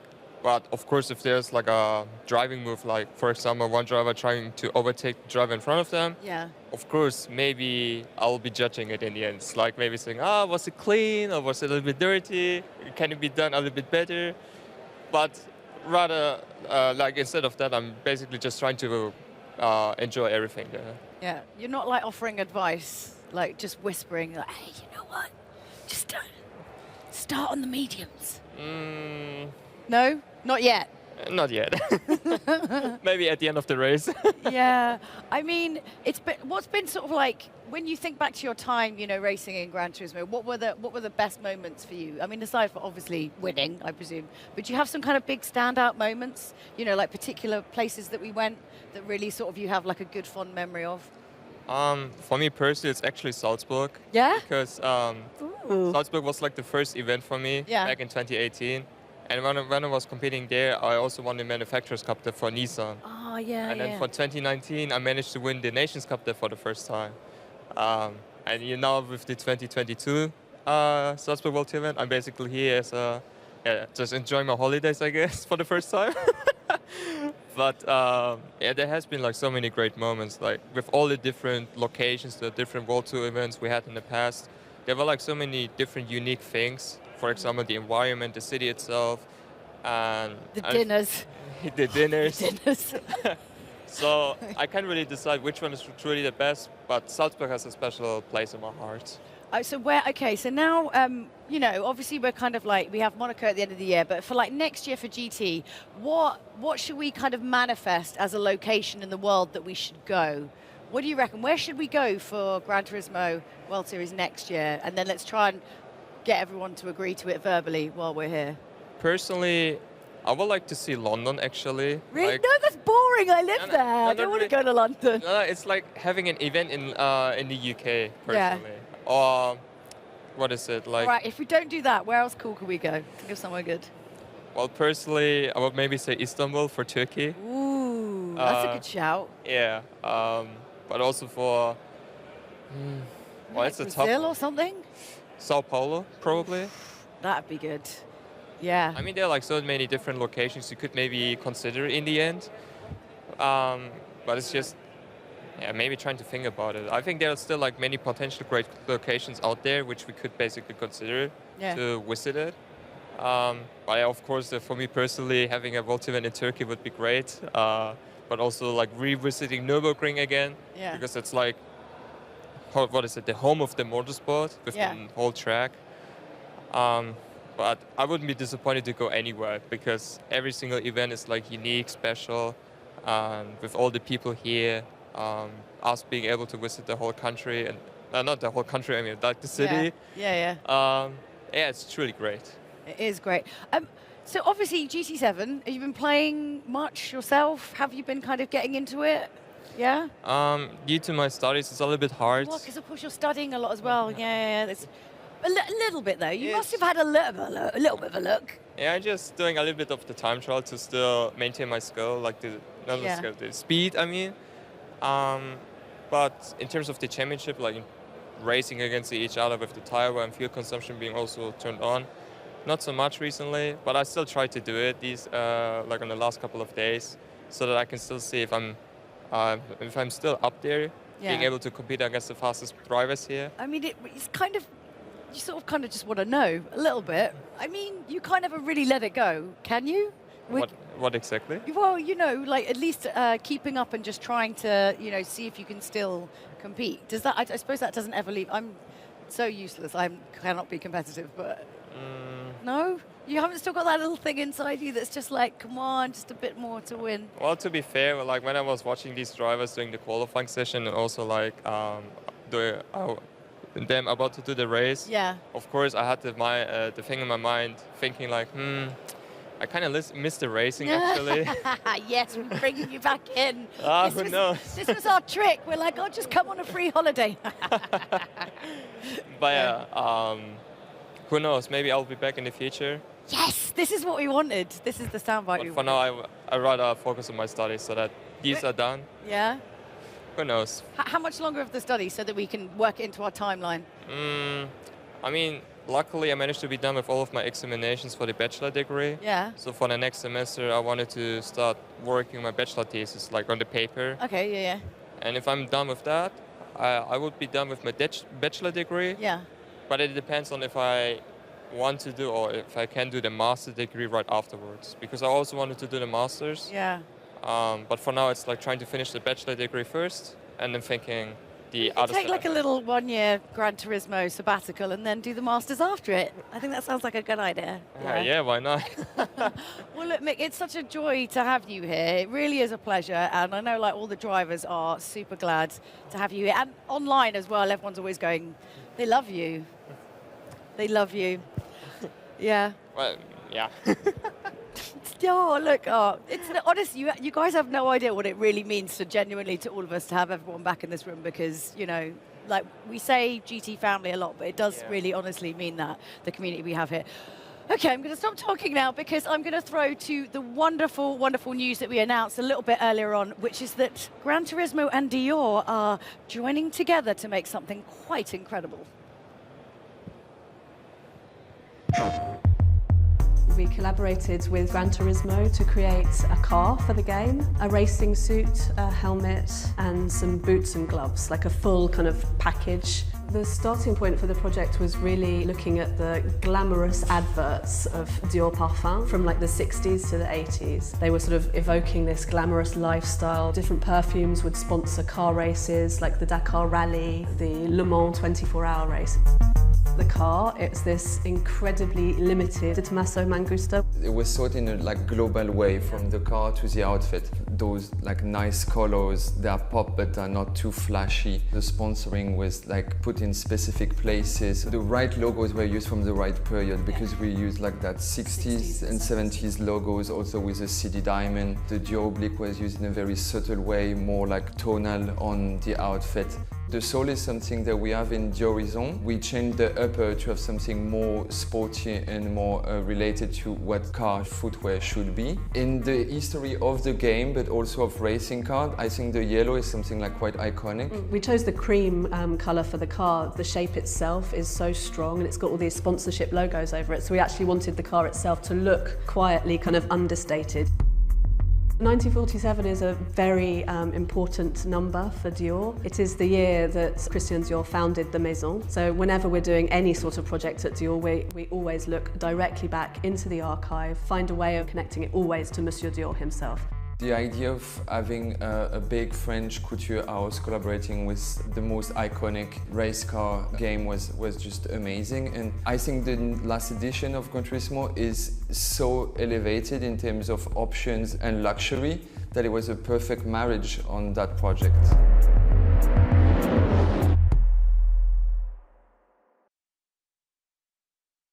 PlayStation Super excited to see what the partnership with Dior and Gran Turismo will bring in the future. As you can see, they're, of course, already kicking off in a really, really positive light. Looking forward to seeing that being brought into the game and, of course, having a new partner within Gran Turismo. Can't be a bad thing, can it? I want some free kit. You always want some free kit. You're just on the scrounge everywhere you go. It's a Yorkshireman in me. Like, you're from Hastings. you can't get any more southern. I have... He's like, anyway, yeah, I mean, really cool to see someone like Dior get interested with GT and partner up for stuff like that. Of course, it's the big names getting involved, and looking forward to seeing how that ends up. That stuff hopefully is. Do you know when that's coming into game yet, or any of that? Not officially at the moment, but I've been told it will be in the near future. Tom Brooks leaking information. You've seen it live here, like Julia Hardy trying to get Mick Hizal back into the game. Oh, they're trying to get that cheeky little soundbite out there. Yeah. I mean, it's great. It's great to see Mick here. I mean, I was commentating, well, as were you, when he took the championship back in 2019. I remember that just like release of emotion as he went over the line, and I missed that because I think that's sort of what it's all about here. These guys, they've definitely got a game face, but as soon as it's over, it all just comes out. Well, yes, do you remember that back in Monaco in 2019? We were sat there and he just seemed tense all weekend. There was just this like, you can always see it in somebody's shoulders when they're just sort of carrying the weight of the world on them, and it's that release of him afterwards was just like, I think it was exhaustion above anything else, wasn't it? I think that was the most commanding win we've ever seen. Oh, it was by amazing, wasn't quite some way. I mean, like, he was making guys who are fantastic drivers look thoroughly average. So we want him back. You know what I want? I want Clash of the Titans. I want I want Gallo, I want Miyazona, I want Fraga, I want Hizal there as well. Stick them all together and put them in a race, and I think that would be one of the best things to watch. Construction Derby, isn't it? Maybe. Who knows? Who knows? No, oh, goodness me. I mean, of course, it is the World Series Showdown that we've got for Gran Turismo in 2022. Of course, if we look back to what happened at round one not so long ago, I mean, saying not so long ago, it feels like a bit of a lifetime ago, but in reality, it was only, what, a couple of months ago, something like that. But, of course, the big thing here for the Manufacturers' Cup is that two of the drivers who were doing very well in that, I mean, of course, Nico Romero for Hyundai and Takuma Miyazono for Subaru, not here for this one. For Genesis, my friend. For Genesis, apologies. Old habits die hard, eh?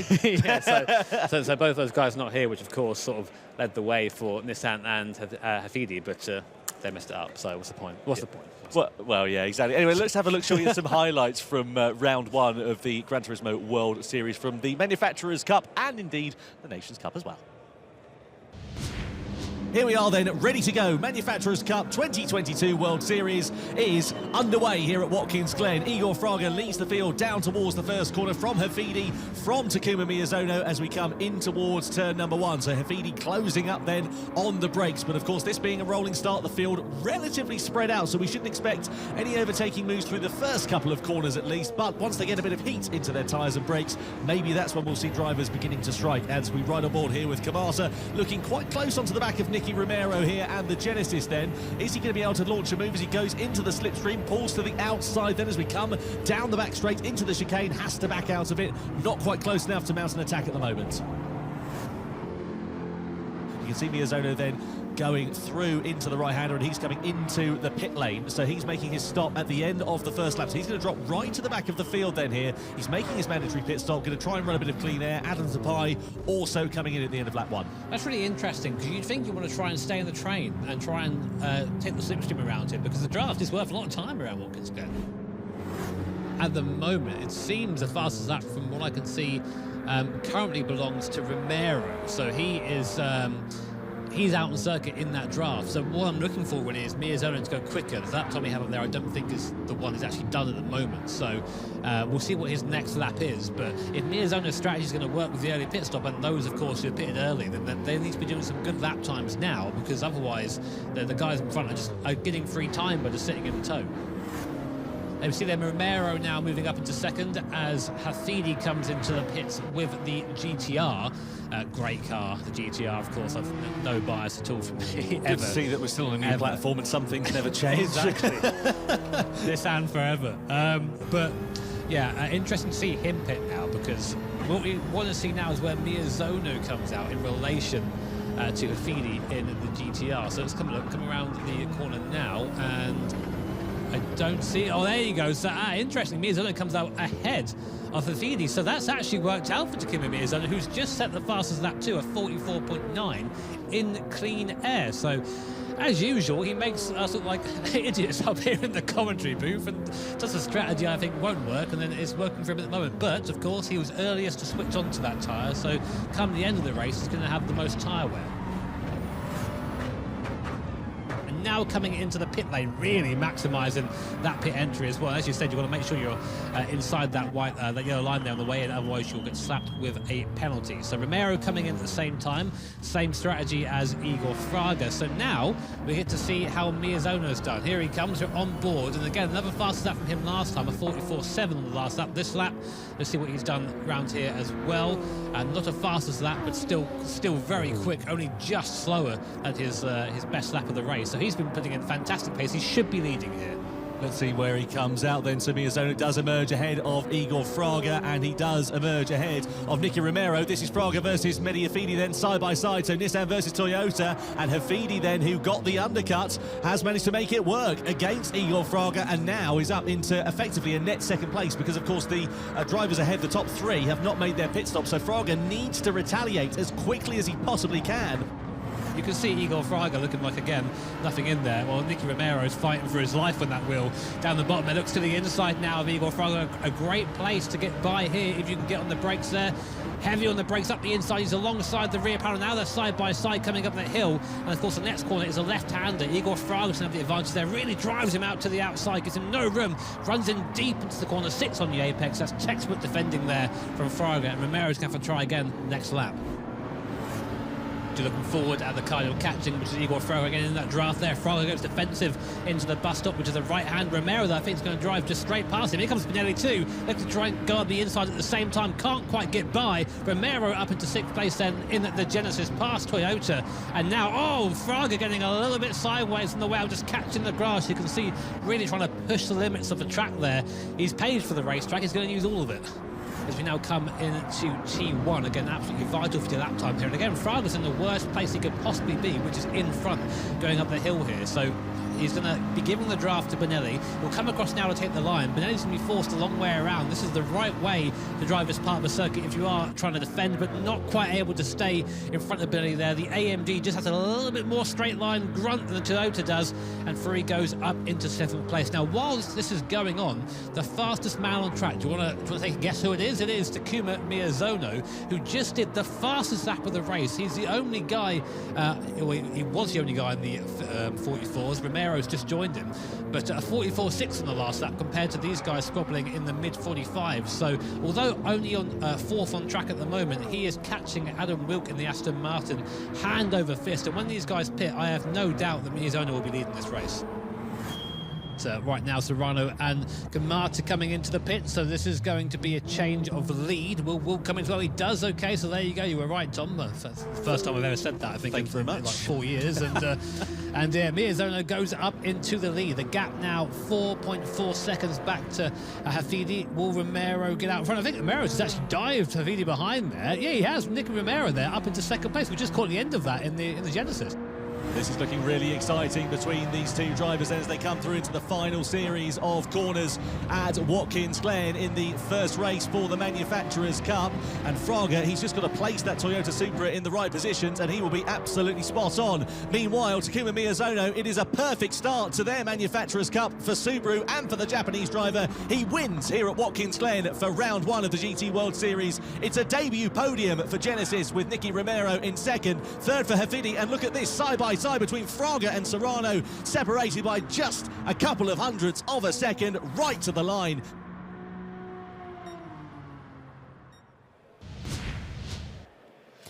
Yeah, so I'm here with Valerio Gallo, who obviously you all know, or you all should know. Valerio, how's it going? Easy. Yeah? All right, just having a nice time? Everyone's just having a nice time.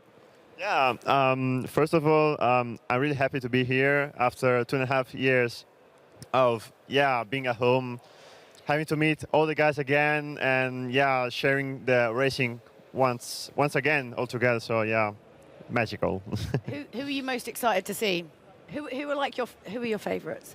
Can you say? let's say for the race, yeah, we just saw, for example, Baptiste Bebois that unfortunately in the last round of the Nations Cup he had some issues, but yeah, we just saw that he got pole position and also by a lot. So yeah, I'm really looking forward to him because I feel like he deserves it. And yeah, I mean, for me, it's my favorite and at the moment. So yeah, let's see. I mean, how do you think it's going to feel? Because obviously, you know, we have had, you know, that time of like racing at home. You know, you're at home, you're comfortable. Do you think it's going to be weird being back and being on the stage? Because it's a lot, you know, to like perform at your best when everybody's kind of watching. Does it affect you? Do you think you'll be bothered by it tomorrow? Yeah, absolutely. Because we are basically we've been in our comfort zone in all these years, and we are not used to that live event vibe anymore, you know. And I think now is the moment to restart again and do it in the right way. So yeah, I mean, we can do it. I mean, you had some pretty stellar results from being at home by yourself. I mean, how was it? How was last year for you, like, and all of your successes? I mean, just magical. Yeah? Yeah, I mean, for me, it's like it's been a long pursuit of this title. You fought hard for it, exactly. definitely. Exactly, and of course, in the online event, we had the opportunity to still race, which I want to still thank about all the Gran Turismo community out there to still be able to host the events, even during the COVID restrictions. And yeah, in the last season, it was just for me such a special season. It's a season I won't ever forget because I was really, like, let's say, reaching the top. Yeah. On every race, and that gave me such a confidence boost. So yeah. Yeah. How did you celebrate afterwards? What did you do? I don't remember. I mean, it must have been that good. First of all, I wanted to celebrate in a much better way, like we are right now. I mean, we can do it. We can do it on Sunday anyway. We'll give you like a little celebration as well. Yeah, exactly. Know, and I just celebrated, you know, with the video call we had after the race. So with all the drivers here and Kazunori-san, which unfortunately isn't here. And yeah, so I couldn't do much else, of course. I just enjoyed the celebration with my family and friends. But yeah, I couldn't be more. Yeah. Do you think being part of like the Gran Turismo sort of fraternity and family has kind of changed your life in some way, like changed how you look at things? Do you think it changed your life? Actually, yes. I was, for myself, one of those guys that wasn't really having many experience abroad and many experiences like this, and big like this, and you know, like I was that kind of guy that wasn't so social, and now I'm like the total opposite. With you are. Yeah. You won't be quiet, if anything. Yeah. No, I'm teasing. No, but it's great because, you know, this is like the safe space where, you know, you get to know everyone. And after winning, you know, you must get to walk around with a bit of a swag amongst the guys. Yeah, easy. Yeah. So how do you feel kind of going ahead to tomorrow? Like, what are you thinking? I don't have many strategies in my mind. I mean, I tried the races, but I'm just looking forward to my driving and focus on my driving style, first of all, because when I know that I'm driving well, I even enjoy more the races. And yeah, I don't think too much about the rest, honestly. I think you're going to do fine. You know, I think you're going to do fine tomorrow. I think, you know, you've got the ability and the ability to do it. You've got the ability to win. It's the same. It's just think of it like your house. It's like being in your home and then being that kind of zen state, and you'll smash it. Just do it. Just do it. Drive fast, don't crash. That's anyway. Look, thank you so much for chatting us, Valeria. Good luck. Thank you, guys. Tomorrow. And we're going to chuck it back over to Tom and Jimmy. Your influence is spreading, my man. I mean, like, drive fast, don't crash. I've been hearing that for the last 4 years, and now Julia's saying it. I think, to be fair, I think Tom said it before I did, but I'm taking full credit, so it's fine. That's how we do things here. Yeah, I mean, good to catch up with Valerio there. Of course, he's competing in the Nations Cup, the second of the events that we have here after the Manufacturers Cup here today. Nations is a bit of a different kettle of fish, though, because, of course, we've got regional finals taking place here tomorrow. Then, of course, we've got the grand final. And, of course, it's not 3 drivers in one team. It's everybody out for themselves. Yeah, exactly. We spoke about sort of endurance racing versus sprint racing. Tomorrow is sprint racing. It's basically... Carnage isn't the worst. it's not carnage, but a lot more aggression. You're going to see a lot more lunges, a lot more big moves, because every moment counts in Nations Cup. So I'm looking forward to tomorrow. Tactical Carnage, I think we'll refer Tactical to. Carnage. Tactical Carnage. It's a good band name, that. That is a brilliant band. I'm going to trademark that straight away. Anyway, of course, we had round 1 for the World Series a few weeks ago as well, with the Manufacturers Cup as well as the Nations. So let's have a look, shall we, at some highlights from the Nations Cup and see what went down. Round 1 for the Gran Turismo World Series Nations Cup. Lights out and we go racing then. Good start from Fraga. Great start though from Lucas Benelli as they go side by side down to the first corner. Keep an eye out for Blajan versus Beauvoir on the second row of the grid. Down towards T1 though, it's Benelli who takes the lead away from Igor Fraga, from Patrick Blajan, from Baptiste Beauvoir. Then comes Matt McEwen, who's going side by side here with Kanata Kawakami into the left-hander. McEwen just about managing to keep it ahead of the Japanese driver. On the run up towards the hill we go. There's already been a penalty there handed to Jose Serrano down in 13th place, who's dropped back from his 11th starting position. And here comes Patrick Blajan down the straight in towards the bus stop. He's got Baptiste Beauvoir alongside him for company. Beauvoir tries to get the long way around the outside into the braking zone and manages to make it stick through into third. Yeah, really nice move there. And Blajan sideways into the barrier there, and now holding up the cars behind. So just a little bit on exit there. Just, I think, picked up the throttle a bit too violently. Beauvoir looking up the inside of Fraga, using that tyre advantage. Through he goes with McEwen following through as well. He might do. He's going to be on the outside here, though, for the left-hander. You don't really want to be here. It's quite difficult. He's going to send it into that soft tyre, onto the marble zone, and he can't quite get that to stick. Here is Matt McEwen, though, on the soft tyres against the medium shod Baptiste Beauvoir. They run side by side on the run down into the bus stop. He's going to be later on the brakes here as Matt McEwen. Can he outbrake Beauvoir? Yes, he can. Really deep on the ragged edge of adhesion there. Runs it a bit deep into the second part of it, off onto the grass. That's going to allow Blajan to come through. Bit of contact as Blajan comes up the inside, and Andrew Lee is ready to try and join the party there as well. Half-second penalty for track limits there for Matt McEwen to compound his woes. Lopez now is the one holding up the train as Benelli gets involved as well. Benelli, of course, has pitted, so he needs to get by these guys as quick as possible for the sake of this race. All the time he spends here fighting with Kawakami and Lopez is going to hurt him later on. Benelli's hunkered down into that seat. He always seems to have a really unique driving style. He sends it up the inside, bit of contact there, a bit robust from Lucas Benelli. We're not used to... we're used to seeing that, I should say. He's not afraid of getting his elbows out, is the Brazilian driver. He goes up into 9th place. His next target will be Coque Lopez. You can see him there feathering the throttle. So, here we are. Baptiste Beauvoir coming under that medium tyre, going into the soft tyre. This should have happened last lap, Baptiste. I think you've lost a bit too much time doing this. I'll be interested to see where he comes out in relation to everybody else. So here is Benelli, of course. Benelli was a fair chunk ahead of Beauvoir before they came into the pits, about 4 seconds there. You can see him almost winning the car. Kawakami and Benelli under investigation. We just saw a graphic flash up on your screen. That is because, of course, Benelli ploughed into the back of Kawakami. It didn't cost him too much, other than, I'm sure, a little bit of pride damage for Kawakami. But either way, Benelli's been given a 1-second penalty for colliding with another car as the race leader Fraga into the pits for the mediums. We saw that coming. It was a certified Benelli moment where he just chucks it in, bashes the guy out of the way, and yeah, I think that's a fair penalty.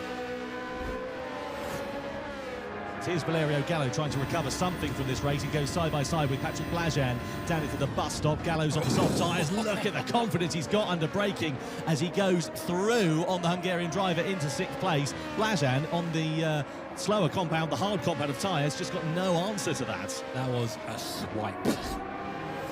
And it looks like Baptiste Beauvoir is doing okay out there. His pace is pretty good. And is he going to emerge in the race lead? Well, he certainly is, with Benelli just behind. Yes, that penalty really did hurt Benelli. Obviously, he was leading before, and now he's behind Baptiste Beauvoir. Interestingly, Valerio Gallo is now in 3rd place and quite close to both of these. So you just see him just in the background there. So he's really turned this race around. As the two previous champions running very close to one another. Look at the traction on the exit that Fraga is able to get as he pushes Fraga onto the grass. There does Gallo into the right-hander, which follows. Gallo just defending everything he can. Tries to get the switch back to Igor Fraga. Lots of traction on the exit, but not quite close enough at the moment to mount a challenge. Gallo placing that Suzuki in every possible position to try and hold on through that left-hander, but Fraga's got the outside line, he's got track position, and he does just about manage to get ahead for third, or does he? Because Gallo, once again, is still there on the inside, but Fraga eventually gets through. Gallo has to relent, drops down to fourth. At that point, he's sort of let the move go, but as you're saying, yeah, Gallo really struggling now. His lap time's dropped considerably last lap, and again driving Blajan to the wall, just giving him enough space to come back to take his line. So I think Gallo really on the edge of defending there and just getting it wrong at exit. There's contact between Miyazono and Blajan, and just like that, Miyazono being in the right place takes two positions at once from P6 up to P4. Gallo the big loser there down to P6, and Blajan, despite all the action, is just where he started.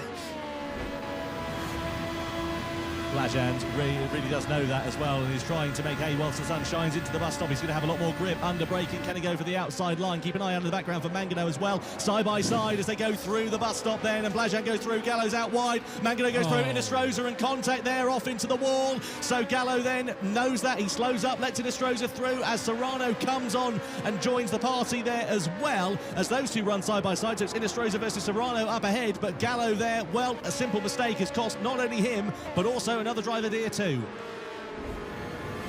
Our current race order to go on to the last lap. It's Beauvoir, Benelli and Fraga. Beauvoir! Oh, we were just singing his praises, and he's thrown it away. What did he do? Must have made a mistake into that bus stop chicane, and that is such a shame for the Frenchman. So he has thrown this race away from certain victory, it seemed like. He's gone off into the wall at the bus stop, and it's now Benelli leading Fraga on the last lap. That is dramatic. Out of the final corner and to the line, it is first blood in 2022. The World Series Nations Cup Round 1 race goes to Lucas Benelli ahead of Igor Fraga. Takuma Miyazono completes the podium. Oh, that was mega, that race as well. I forgot how dramatic it was. Yeah, I remember being like, Beauvoir's doing so well, and then just spun straight away. So what I've learned is just don't speak. Commentate. I can get on board with that. Well, we are finally heading in the right direction. We are not far away from bringing you the rerun of this Manufacturers Cup race here. You'll be pleased to know we thank you very much indeed for your patience over the last amount of time, however long it's been. To be honest with you, it's very easy to lose track. It's been a little while. But we do very much appreciate your patience, and thank you for sticking with us. We're looking forward to bringing you the Manufacturers Cup race. And of course, this is now a chance for everything to start again. So, for example, if you're Volkswagen, happy days. If you're AMG, if you're BMW, you've got all that hard work to do again. Yeah, as you say, it's just a chance to sort of revamp, start getting back into the mindset of there's going to be a race. I've got to think about where I'm going to be at T1. I'm going to not cut the course if you're VW. That's always a good thing to do. And yeah, a second chance for some people there. I mean, it was only early on in the race, of course, so not many strategies had the chance to play out. But of course, everyone did get a chance to look at what everyone else was doing, and now actually have a chance to sort of reset that and maybe do something different if they feel it wasn't quite working for them at the start of the race. Yeah, I wonder if we'll see different tyre strategies coming into play now they've had a few laps. I know we only got 4 before the red flag came out, but they might be thinking, actually, do you know what, that wasn't working for us. I wonder if we go for a quicker or a slower tyre, a different strategy, and try and mix it up a little bit, maybe that will help them get involved in the action more. Well, they've had a bit of time to discuss it. Yeah, that much is true. Yeah, so they've had plenty of time to go over it and see what they want there. But all the competitors just sitting behind the camera from what you're seeing us now. There they are. That was awesome. That's a nice little thing there. And also a reminder that we are live in 6 other languages other than us. You want to be with us, really, don't you? We've got, of course, German. Isn't it? Kazao, he's earning his money tonight, isn't he? He's everywhere. And there's the French guys as well, Fabian and Donald. I was going to say the Italians. They've got big trouble. The Spanish guys up at Lucas. They're the Italians, Emilio and Andrea. Gonzalo and Francisco. And, of course, our Japanese guys as well. And we're now, I think, ready for our race. Absolutely. Let's get ready then to go, shall we, for the rerun of the Manufacturers Cup race here for the World Series Showdown.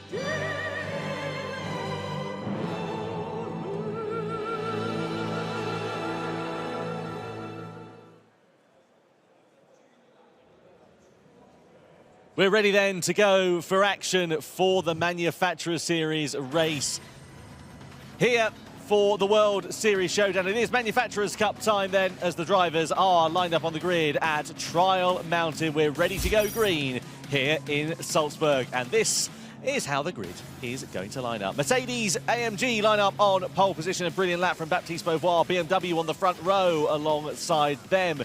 Next row of the grid is Volkswagen. Didn't have a brilliant start to the first running of the race, but they have got Chevrolet in the Corvette for company on row 2. Row 3 is headed by the 2020 champion Subaru, and they have got the 2019 champions Mazda alongside. Then it is Team Toyota in 7th place.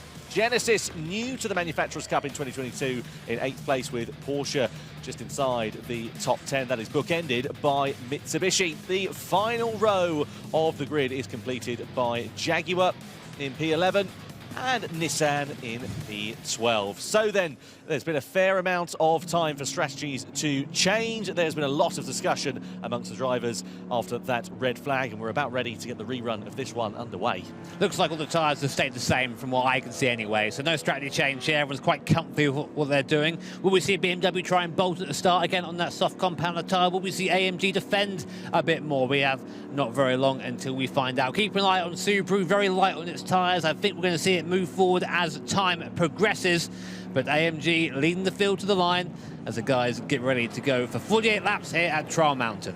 Yep, absolutely. It is going to be Kazuki Cho, who leads the AMG Mercedes charge then, and will lead the field across the timing line as we get ready then to go green here for the World Series Showdown in the Manufacturers Cup then. Eyes on to the top of your screen. Let's see what will happen and who will be the victor in 48 laps time then. The longest race ever in Gran Turismo World Series history is underway as Cho leads the field down towards the first corner for Mercedes, followed by the soft shod BMW. Then comes Volkswagen, then comes Chevrolet as they head down towards the first corner. Of course, a rolling start spreads the field out a little bit, and we won't see the moves being made until a little bit later on in the lap. But of course, the difference in tyres, for example, for BMW and for Chevrolet, will allow them to make moves, and Chevrolet are doing just that. Up the inside, through into 3rd place on Volkswagen, and look at BMW as well, all over the rear wing of Mercedes here in the first sector. Yeah, I'm just watching Mitsubishi as well in the background get past Jaguar for P10, so trying to make use of that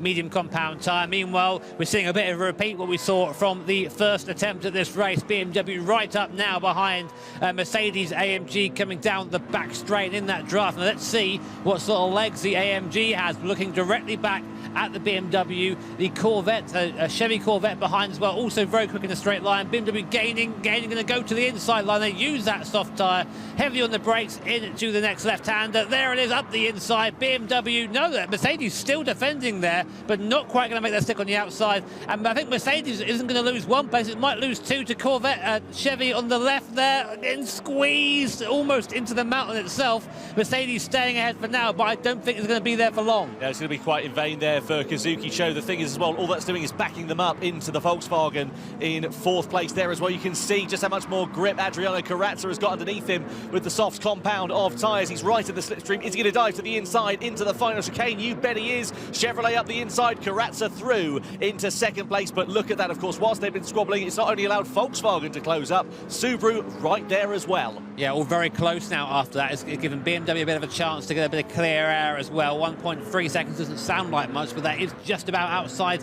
the slipstream range, which is everything around here, especially if we're trying to get by. So we're looking at Chevrolet right now in 2nd place, just got past Mercedes AMG, Volkswagen still there as well. This time without a penalty. Well done, lads. I'm not getting that straight away.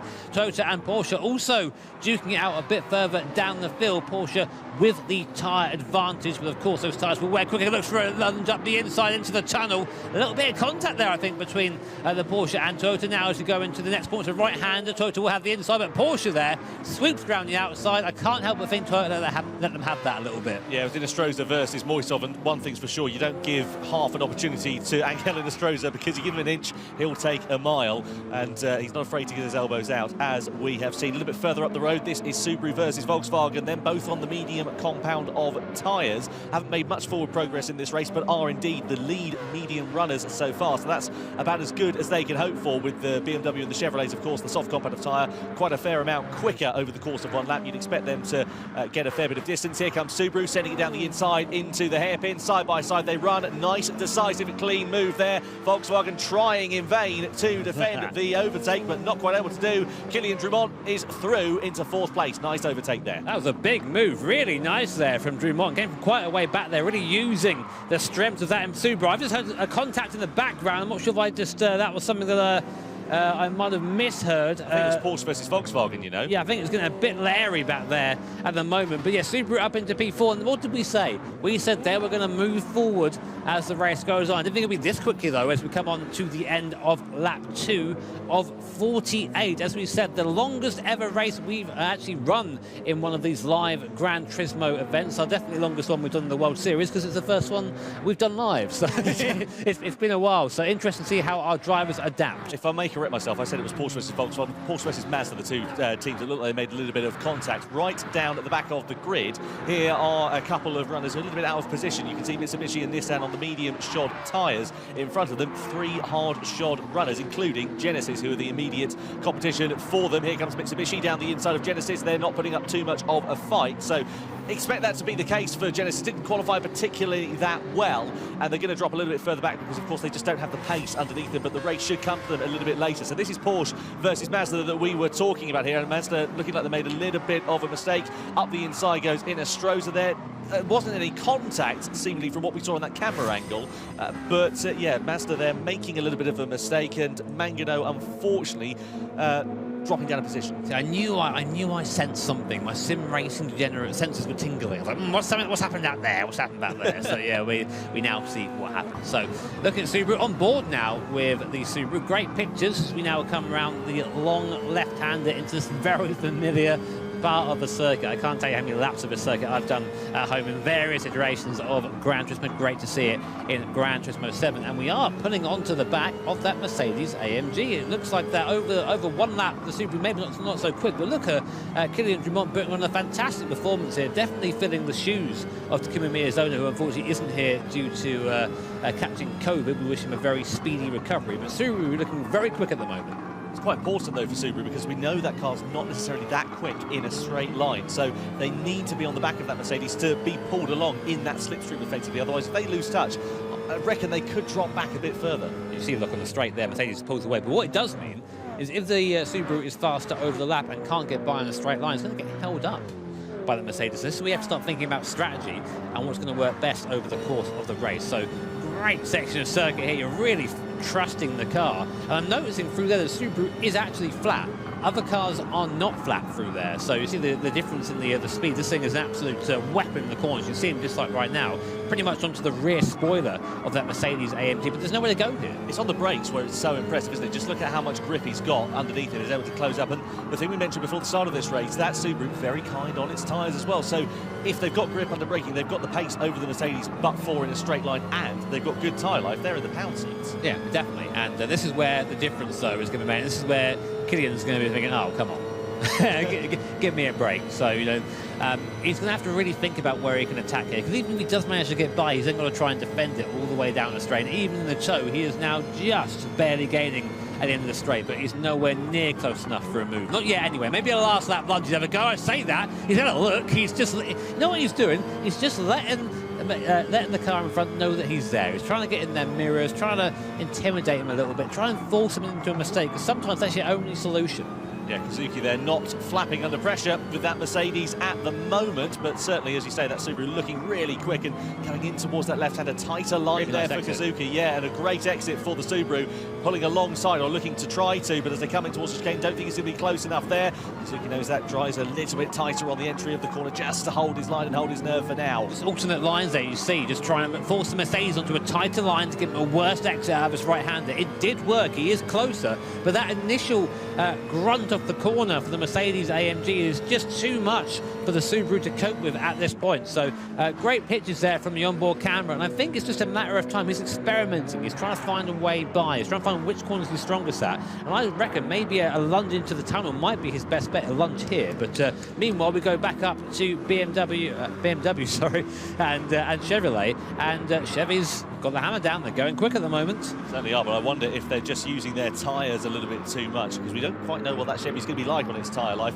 Don't forget, of course, a minimum of 14 laps they must run on each tyre compound here in this race. They've got 5.3 seconds over Mercedes. They can afford to have a little bit of a squabble, but they don't want to be fighting too much, because, of course, if they start doing that, it will drop them in towards the clutches of that sort of medium shot battle in the middle of the top 10 at the moment. But as you said, Chevy looking like the quicker of the two. I'd love to see an onboard shot and see what the throttle positioning is like for Chevy at the moment. Adriano Carrazza behind the wheel, and I wonder whether he's just taking it a little bit easy. I don't think so, mate. It's Carrazza. He has 2 throttle positions. It's 0, 100. That's all he's got. So we're on board now with the Corvette. Fantastic V8 noise. Never get enough of that as we come into the last part of this circuit now. And you get the impression that he is driving the car a little bit harder than the guys in front. And what I mean by that is he's choosing now to push and to use the tyre whilst it's still working. It's a bit of a double-edged sword, this. You might have a little bit of speed now, but when it comes to, you know, lap 13, lap 14, when you're about to get rid of the tyre, you might end up with nothing left. It might just fall off the cliff, as you know, the term you might have heard a couple of times. So we'll see him be a sitting duck to those around him and just fall off BMW. So it's a game of strategy, it's a game of patience, and that's sort of the thing that I really like about endurance racing. It's a big story, and we get to watch it unfold. Porsche there right onto the back of Volkswagen. This is a great nose-to-tail scrap between 3 manufacturers, Mercedes, Volkswagen and Porsche. Just inside the sort of lower half of the, or sort of the middle of the top 5, top 10 I should say rather. So down in towards that first corner we go, riding it over the crest of the hill. You can see they've closed right up onto the back of Subaru there as well. So I wonder, when did Subaru get past? Quite sure. So yeah, Subaru passed. Sorry, we've missed that on our camera. So Subaru's got past Mercedes AMG somewhere, which is massive for this race, because these guys are very quick. Look at the gap already towards Mercedes AMG. And you see the Mercedes guys there not looking too happy at the moment.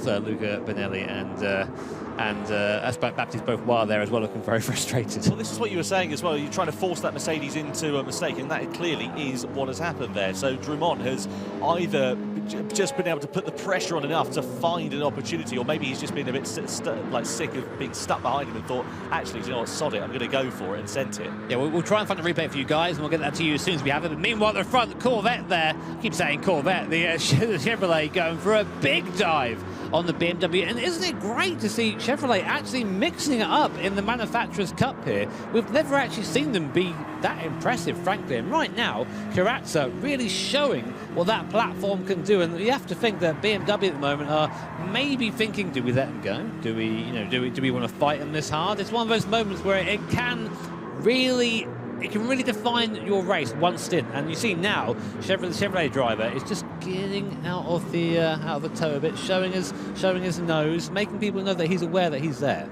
If you're Eric Cassey at the moment, you do wonder what the best strategy is. You can see him there on board. We ride as we come down the start-finish straight. This is a very close opportunity here for Adriano Carrazza, who pulls out of the slipstream as they go side by side down at the start-finish straight, and Carrazza goes through Chevrolet into the race lead. So nice move there from Chevy.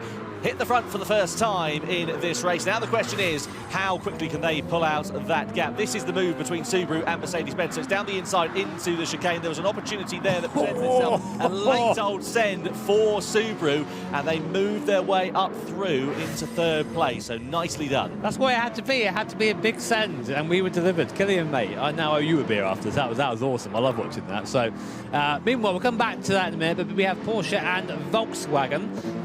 So you can see the sort of tyres have kind of sorted themselves out now, as people on the tyres have moved up and higher tyres have moved down a little bit. I'm really curious now, because of course we have this battle going on, but we just had Chevrolet take the lead. What is Carrazza going to do behind the wheel of that Chevrolet? Is he going to just sort of chill out a bit? Is he going to set the pace himself? Because if I were him now, you've got parts, you've got the pace, keep the tyre alive. Keep it alive as long as possible, and make sure you hand off the car in the lead. It doesn't go particularly well with the Carrazza strategy. As you said, he's only got 2 throttle positions. Yeah, I mean, it doesn't, but we joke about that, but every driver here is one of the best drivers in the world in Gran Turismo. They know how to work things. Good news there for Nissan. They've just been able to get themselves ahead of Mazda, so up into P7, right from the back of the grid there for Nissan. So making their way through on that medium compound of tyres. So they are now sort of last of the medium shop runners. They're 5.4 seconds off the back of that gaggle that we saw between Merck Volkswagen and Porsche a little bit earlier on, but still, nonetheless, good for them at least to be in a bit of clear air. They're just warming up, mate. They're just warming up. They have only shown us 5% of their power so far. You wait. It's happening. Yeah, anyway, back to this. So lap 7 to the start of lap 8 out of 48 we are then. 1.6 seconds the gap now sits between Chevrolet and BMW at the sharp end of this race. So let's see this move between Nissan and Mazda then. So out of the slipstream they go. Nice bit of power, and the slipstream there proved to be very effective. It's going to be a nice move on the brakes here for Nissan through into 7th place. Clean as you like, textbook into that corner. Best move of the race, easily. Easy best move of the race. Yeah, I mean, yeah, as you say, textbook. So let's see if they can move up a bit more. So meanwhile, nice little battle here, 4th, 5th and 6th. We have Mercedes who have sort of fallen off the back of Subaru. I think it's fair to say 2 seconds, and that Subaru is rapid. It really is. I don't think it's lapping too much slower than the guys on that soft compounded tyre. In fact, if I look at the, I think the last lap time, the Subaru was actually quicker than the BMW. And then the BMW, and only half a second slower than Chevrolet. So BMW, watch out. Yeah, Carrasco's got the hammer down, no doubt about it. I mean, he is in the 149 flat, whereas the BMW last time around, that was a 150.7. Whether they made a mistake or not, we don't quite know, but still, that is a sizable difference in terms of pace. And speaking of differences in pace, look at this between the two different tyre shots of the Toyota and the Mitsubishi. Mitsubishi putting out the slipstream, a half look there. Again, not close enough to mount a particular challenge at the moment, but Mitsubishi, that's being driven by Shimizu, and looking forward to seeing what the Japanese driver is going to be able to do as he sits right on the back of Nikita Moisov, who hasn't particularly made that much of an impression on this race so far, but of course he is on that hard tyre, so I wonder if they're playing that longer game here, which is, again, the opportunity. The hard tyre, though it looked terrible in the early stages in terms of where they sit in the race, it can play benefit later on because, of course, they've got quicker tyres than those around them who've still got to run those slower compounds. Yeah, it might seem like a basic thing to explain, but basically, if you're new to Gran Turismo and you're tuning in for the first time, soft tyre, fastest, wears quickest. Medium tyre is in between the soft tyre and the hard tyre, and the hard tyre wears the slowest, but is the slowest. So it's basically, what do you want? Do you want durability? Do you want your tyre to be consistent for a long period of time? Or do you want speed at the cost of maybe tyre life? The guys in 1st and 2nd, BMW and Chevrolet, they've all chosen to go on to that soft compound of tyre. And you can see that on the graphic on the right there, that Carrasco in that Chevrolet is using the right side a little bit more than that BMW is. It's an anti-clockwise circuit this, so you'd expect the right side of the car to wear a little bit more because, of course, you're putting more lateral load on the outside of the car. But, yeah, as you say, he is definitely going for it at the moment. He was, what, 5 tenths of a second nearly quicker than BMW last time around. So he's certainly not hanging about, is he? 2.1 seconds the gap sits between Chevy and between BMW. So we know the BM's heavy on its tyres. We're, what, lap 9 now, so 14 laps we're expecting these soft tyres to be run for, because to be honest, that's probably all they've got in the tank. I don't know, I think it depends. If you can keep that soft tyre alive, which a lot of teams seeming, well, I say a lot of teams, have only got Chevrolet and BMW now, so they're going to be sort of the guinea pigs for everybody else. If they can keep that soft tyre alive for longer, it's only going to help them complete this race distance quicker, which is the aim of the game, pretty much. So right now, BMW is doing better at that than Chevrolet, but it has also lost 2 seconds on pace. So it's a really fine balancing act here. It's very difficult, and it's the reason why I'm not here, because I have nowhere near the ability to keep up with these guys anyway. And I'll get back to that in a second. Enough self-pity as Volkswagen and Porsche duke it out for 5th and 6th place. Volkswagen there, I think, losing out to Porsche. Porsche up to P5 there. A great move by Angel Enestrosa to get up into P5, and now he's going to go after Mercedes-AMG, our pole sitter.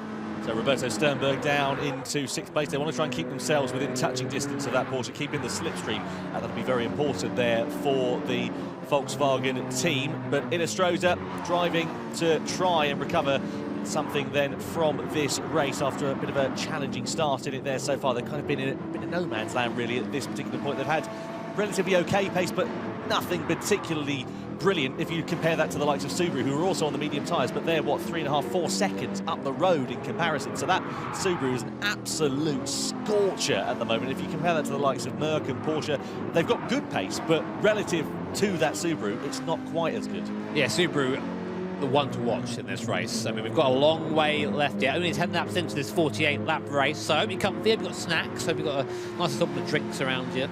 And let us know on Twitter, let us know what you think of the race so far. Hashtag GT7. Who you got your money on at the moment? It's looking like Subaru looking quite impressive on this stint so far, but it's Team Chevrolet that lead from Team BMW, Subaru third, Mercedes AMG fifth, and this Team Porsche in fifth. So, lap 10 out of 48 we sit on then. We're coming towards the sort of end of the first stint now. Again, 14 laps of the minimum sort of tyre life that the drivers will be able to run on, and I wonder what the strategies are going to be like, how they're going to diverge, because if you can coax the life out of the softer compound of tyres, you want to stay on them for as long as you possibly can. Of course, we have now got graphics that we can bring you on screen, new for 2022 really here in the GT World Series, and yeah, it's really great to be able to bring that to you, because of course it gives you at home an insight into how hard these drivers are pushing, what the tyre life is like for different particular cars, different driving styles, etc. And it's really, really good because it gives us that extra bit of insight. Yeah, can we have some more of that, Mr. Graphic Man? I'd like to see some more for these other teams as well who haven't chosen to go onto that soft compound tyre. In Astroza, I think really showing that he's got the speed here. But bear in mind that, of course, the guys in front of us right now, Mercedes AMG, did start on pole. And Porsche sort of come through on this medium compound tyre, and it's now almost, I think, quicker. Oh, look at that! Oh, that is very nice. Thank you, Graphic Man. Look at the hard tyre just is not wearing 97% on that Mazda. But it's looking like, yeah, right now the person in trouble is BMW on that front tyre there, 69%. Very nice, I'd say. Also for Chevy 2 just dropped down to that as well, so equally nice. Yeah, it's also not the first time that we've seen that as well. In terms of, it's actually front and rear. So front's on the left-hand side of the picture, right, rear's on the right-hand side. So it's actually the front that's a little bit in better condition. But of course, we know that Karatz has been pushing on that bit more, hasn't he? He's been putting more pace in that car, just trying to extend that gap out to BM. So you'd expect that to be the case. It's kind of not too dissimilar. I think importantly, it shows that that tyre is going to last to lap 14. What condition it's going to be in once they get there, that remains to be seen. But we tend to see a drop-off, and what I mean by that is once the tyre gets to a certain percentage, you start to slide a bit more, and that actually accelerates that tyre wear. So you get to a cliff, and it just kind of falls off with pace as well. So we're just going to wait and see how that pans out. But right now, Team Porsche and Angela Stroh are getting ever closer to Mercedes AMG in front. Under brakes, so that Porsche is mighty right onto the rear wing of the Mercedes. Now we go down the back straight once more. We have, through the front straight throw, we have noticed that the Porsche maybe not the quickest down the straight, so not the easiest place to attack. I was wondering about tyres as well, because of course this Porsche is mid-engine rear drive, that Merc is front-engine rear drive. Do you think that will have an implication in terms of the tyre life, because of course it's not so front-heavy? Yeah, I mean, you tend to see in that situation the front engine car would use its front tyres a little bit more, and of course it's prone to a bit more understeer anyway. Kind of the opposite of the mid-engine. The engine's right in the middle, the car rotates really nicely, so a bit more balance usually. And here is our little graphic, and yeah, the Mercedes has used a little bit more of its front tyre, and the Porsche a bit more of its rear tyre. So there isn't much in it though, is there? I mean, it's not as sort of night and day as I thought it would be. There's a lot of testing that goes on behind the scenes here for these events to make sure that the balance of performance is exactly as close as it should be, and that's what allows us to bring us these close races. There's a huge team at Polyphony. I say huge team, it's relative to some things, but it's a team at Polyphony that are able to sort of do all this extensive testing and work out the balance of performance. They take feedback and they look at it and they're like, okay, we're going to tweak this, we're going to tweak that, and then when we come to things like these World Series Showdown events, it's just able to bring it so close together. Do you want to know who the fastest person on track right now is?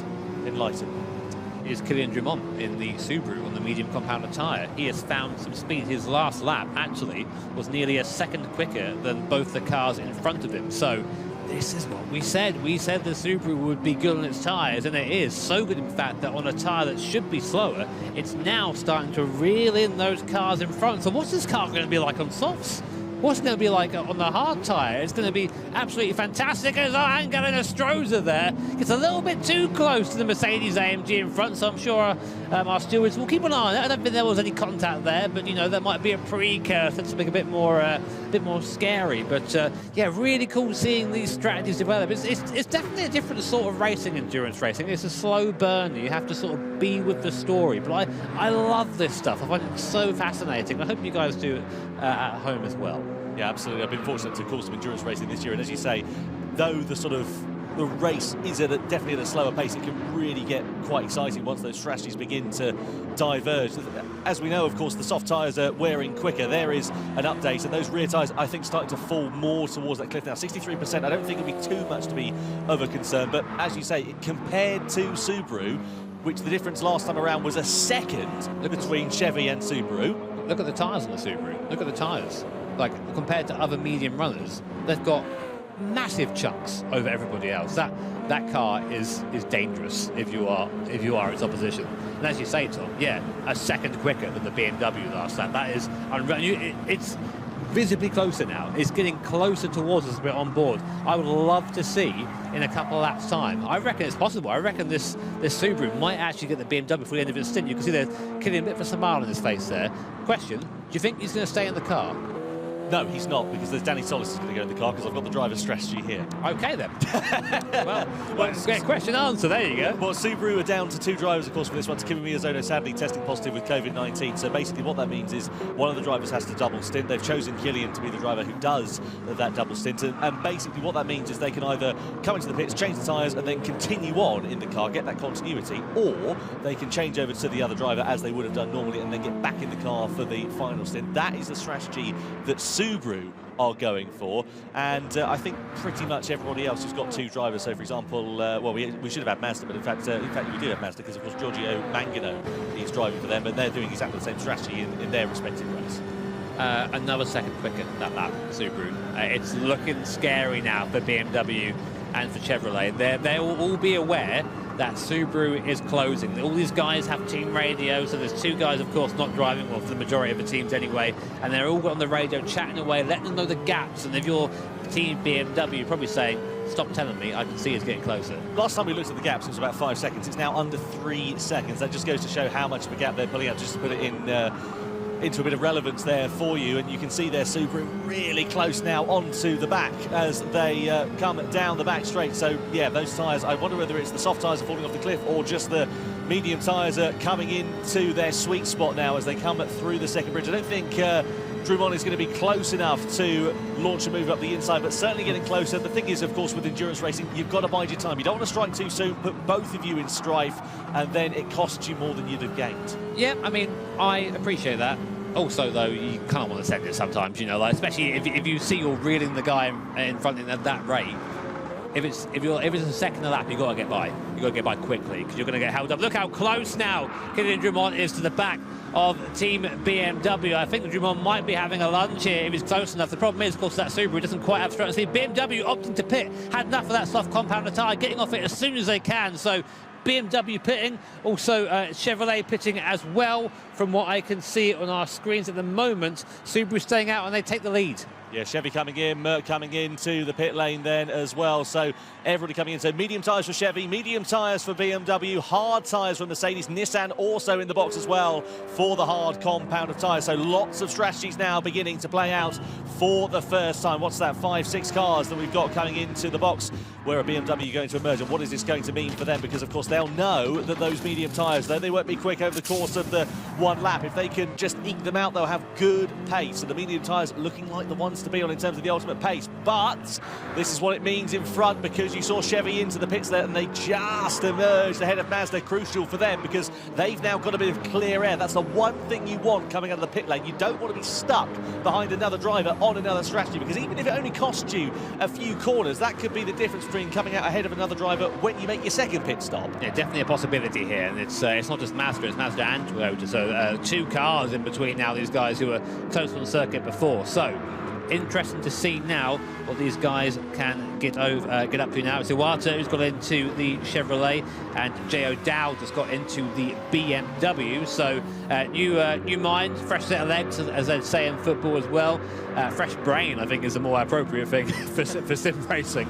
And let's see what happens here. I'm interested to see, though, how far Subaru, these guys, are going to go on that medium compounder tyre. Yeah, absolutely. Well, in terms of the drivers that did stay out last time, and both on the medium tyres, Porsche versus Subaru, they have not made their stops yet. Last time around. What's that, 6-7 tenths of a second quicker than Porsche with Subaru last time. So again, just going really good. Kylian Drummond, he's in that groove, isn't he? You know, when you get into that sort of sweet spot where you're not even thinking about driving, it's just instinctive, and he's just not worrying about anything. He's got no immediate pressure from behind, and he's in that rhythm, in that zone. Look at that difference in tyre wear between Subaru and Porsche. There's nearly 10% between those rear tyres.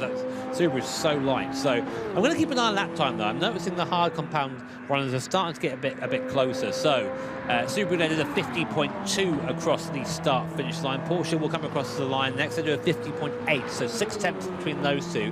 6 tenths faster and using the tyres less. That's the dream if you're a driver. Volkswagen into the pits. This, of course, is going to be important for that battle that we saw on the fringes of the top 5. Of course, had Mercedes and Porsche involved in that, though now they're diverging onto their different strategies. We'll see how that all plays out a little bit later on in the race. Where are Volkswagen going to emerge? Well, it's behind Mercedes, so not too bad. A little bit of traffic in front of them, but of course both on the hard compound of tyres, so it'll be interesting to see what the pace differential is like between those two.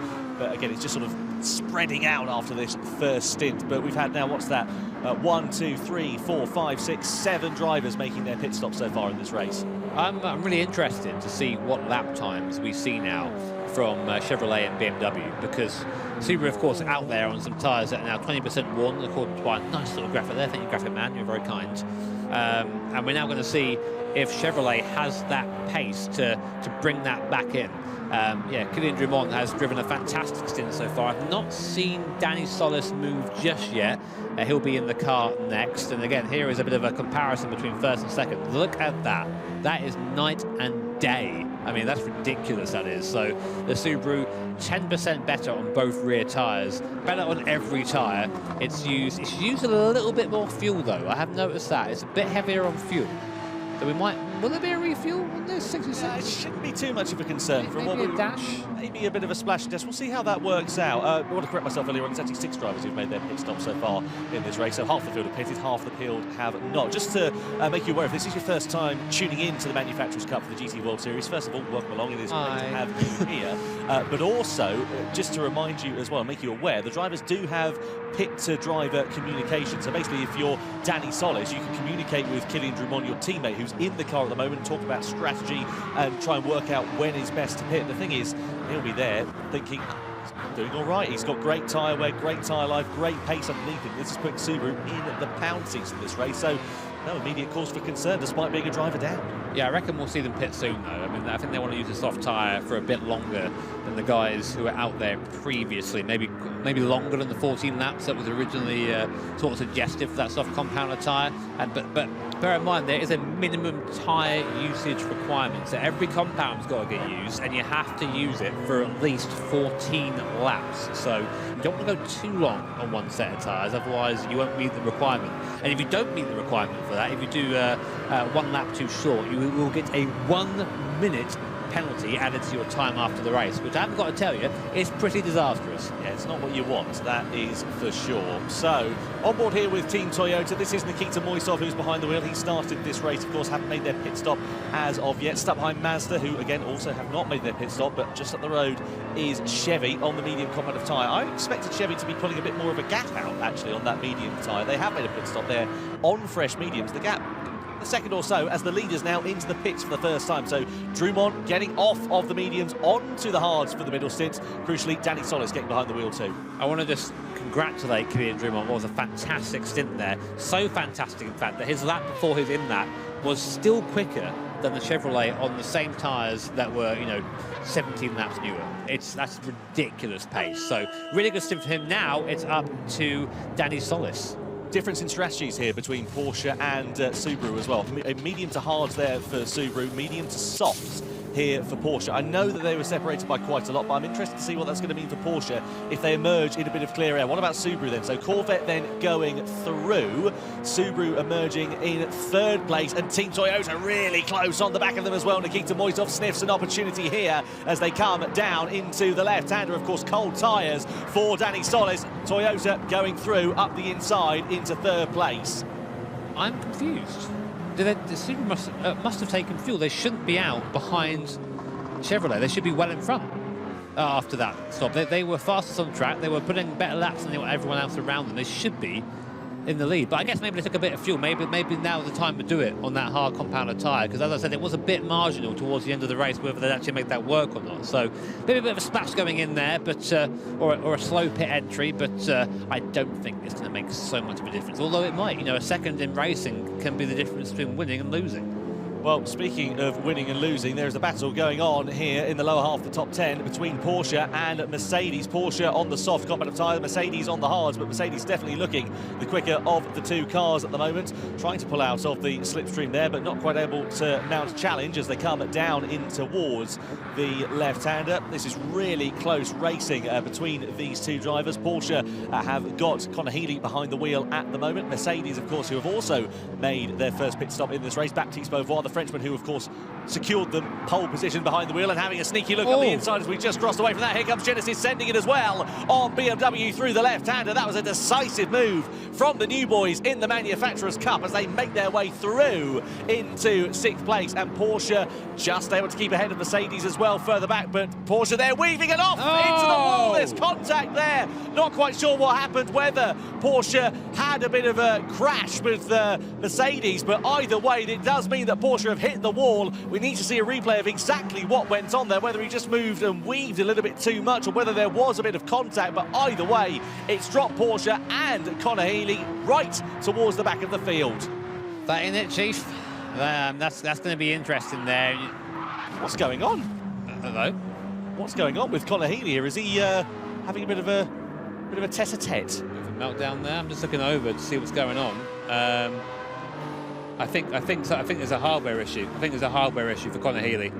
Yeah, something's not gone well at all there. So apologies, I said there's a bit of contact, but whether that is a technical failure there for Conor Healey and for Porsche, that is an absolute disaster for their race, and it could mean possibly an early end to this race, but certainly it means they're going to have lost any meaningful result from this one, and that is such a shame for Conor Healey, a great shame for teammates in Estrosa and Jose Serrano as well, because they were not looking too bad in this one actually, and clearly that hardware issue has put pay to, unfortunately, what could have been an otherwise promising result. They were looking good for a top 5.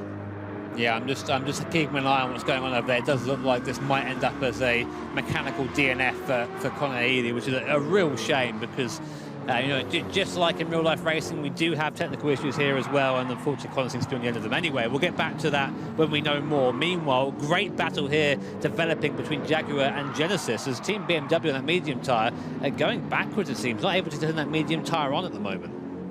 Yeah, it's a shame there, unfortunately, for BMW. It's Jay O'Dowd who is behind the wheel of that car at the moment, and whether he just doesn't have the pace or whether the car doesn't have the pace, either way, it is resulting in that BM dropping right towards the back. Here then is Team Toyota, who've had something of a quiet run here so far, but it is Igor Fraga who will be in the car next after Nikita Moisov. They're on lap 20. They haven't made their pit stop. Likewise, Team Mazda up the sharper end of the field. You can see that hard tyre, of course, still got 90% left of rubber. It's not the quickest tyre by any stretch of the imagination, but certainly in terms of its duration, it is proving to be relatively good, and it'll be interesting to see what Subaru are able to do as well, because of course they're on hard tyres, but they are on fresher hard tyres, and I wonder whether it might be a bit of a tortoise and a hare situation here with Subaru, just on that hard compound tyre, the slower compound, but maybe they'll have just enough pace underneath them.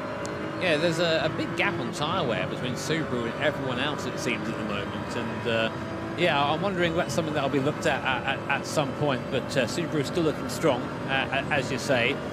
Here's Team Mazda and Team Toyota on board with Team Toyota now, sort of trying to chase down the Mazda in front. That hard compound tyre going well, still running well. These guys haven't stopped yet, of course. They're on lap 20. I think this is about the limit for their tyre. They're going to have to come in soon, otherwise they are going to risk running over the minimum lap allowance of the tyre. So lap 20 when we're going to see the rest of the hard tyre runners pit in now. So we should see him, Moisov there just veer to the left out of his corner.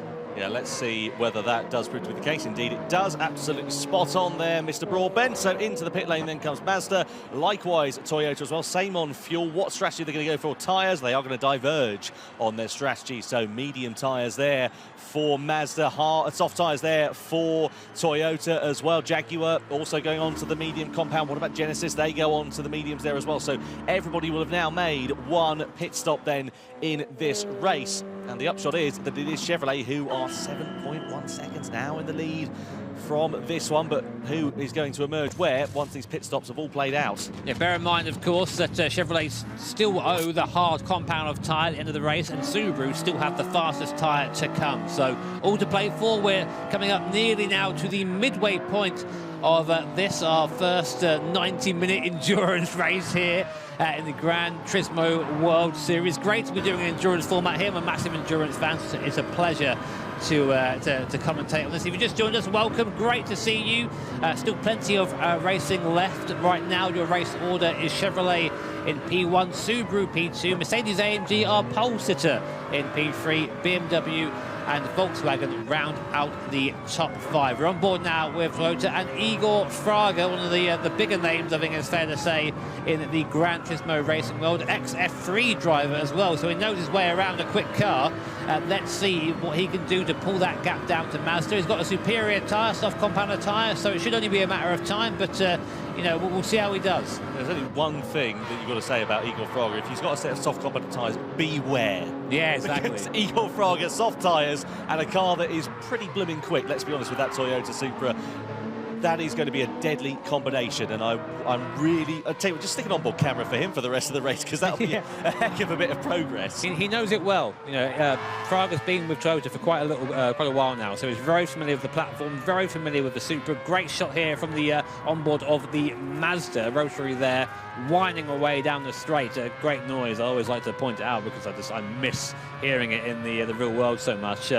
But it doesn't matter how nice your engine sounds if you've got Igor Fraga behind you on soft tyres. So I suspect we'll see that Toyota pull up to the back of us very shortly. Gap is 1.4 seconds. We'll take a look as the race progresses, and also cool to see how close they get to the barrier there. But you notice in qualifying that extra inch or two might have been eradicated for speed. It's a bit more chilled out in the endurance race. Also the tyre deformation is really cool to see. I like that. Yeah, I really love the attention to detail here in GT7. Don't forget, of course, you can vote for your Michelin driver of the day on social media throughout the course of this race as well. Get yourself onto Twitter, and if there's a particular driver that you think has driven exceptionally well, we would love to be able to hear from you. Get your votes in. They'll be announced on social media after the race has reached its conclusion. So we are now coming up to the halfway stage in this race. We're looking at the battle for 7th place between Mazda and Toyota, two legendary Japanese marques, two previous manufacturers champions here in the GT World Series as well. And as they come onto the back straight, you wonder whether Igor Fraga is going to have enough pace underneath him to try and mount a challenge as they come on this long back straight through the two tunnels and down in towards the hairpin bend. You can see him closing in the slipstream, difference in tyre compounds, so a difference in pace, and certainly will be a difference under grip for braking as well, as Fraga goes towards the inside, makes the move as Toyota goes through ahead of Mazda for P7. Nice move there from Igor Fraga. Next target, Nissan. Yeah, easy peasy. And of course, Fraga, you might remember, if you're a hardcore GT fan, that Fraga used to drive for Nissan back in the day, so he knows that car as well back to front, which would definitely be an advantage for him. I also remember him running out of fuel at the Nürburgring, but he might not want to remember that one himself. As we now come round the left hand, to come into the last part of the circuit now. If you're new to this version of Trial Mountain, a penalty there for Nissan in front, a cut track penalty. That will make Igor's job a little bit easier. Oh, big lunge in front of a Volkswagen, made a mistake, come back onto the course. Contact there with Igor Fraga. I'm not quite sure what happened. VW just looped it on the way into the corner. Might have caught the curb on the inside a bit and spun the car around, lifted it, but Fraga nowhere to go there. Ditto with Nissan in front, but if anything, that's actually helped Fraga's charge. He's taken 2 places in a corner and a straight, so got to take the rough with the smooth, I guess. Yeah, well, that's the supermarket deal there for Igor Fraga. You buy one, you get one free. So he moves up into 5th place then. And Porsche, they're of course slowed because they've had that technical problem. So they're now a lap down here in this race. But Nissan not giving any quarter as they try to mount a retaliation. Here come Mazda as well as they run really close to one another. Mazda trying for the outside line into the mountain section of this circuit, but certainly looking a little bit quicker. I wonder whether the cage has been a bit rattled with that penalty here for Volson there as well, and you can see Mazda trying to mount this attack and Volkswagen trying to come and follow them through as well, covering the inside line. Go Nissan then here. Mazda know that they go for the outside line, and now it is a drag down the straight as Nissan pulls towards the inside, trying to use that straight line speed. We're going to go 3 wide down this straight, I'm pretty much sure, because Mazda have got great straight line speed, but it doesn't look like that Volkswagen has got the legs as they come in towards the left-hander. So Nissan there go for the inside line. They're just able to hold firm, or are they? Because Mazda trying to go around the outside, and they do! What a move from Mazda, brilliant! And Volkswagen trying to follow them past as well as they come through into the final sector of the lap. This is a great scrap for 6th place here. Yeah, for 6th place, exactly. I mean, these guys are getting rowdy, and of course VW, they're looking to make up for lost time after looping the car on the last lap. So we're on board now with the mighty Beetle, and you're going to see that slowdown penalty being applied to Nissan in front. They'll come around this right-hander, have that 0.5 seconds of being off the throttle, and right now there is a investigation underway. You know what, I think we might see a penalty for Volkswagen for an unsafe rejoin. We will wait and see, but there, nice easy move for Volkswagen as Nissan served their penalty. Mazda, Volkswagen, Nissan, 6th, 7th and 8th. Halfway stage then of this race we are, so there are the stewards on the bottom left-hand corner of your screen, and this, of course, is where all the decisions are going to be made. So they'll be looking back, reviewing the footage, keeping an eye out, seeing what happened, discussing with one another, and then making a decision. So that is under investigation. They may go for no further action. They may offer a penalty.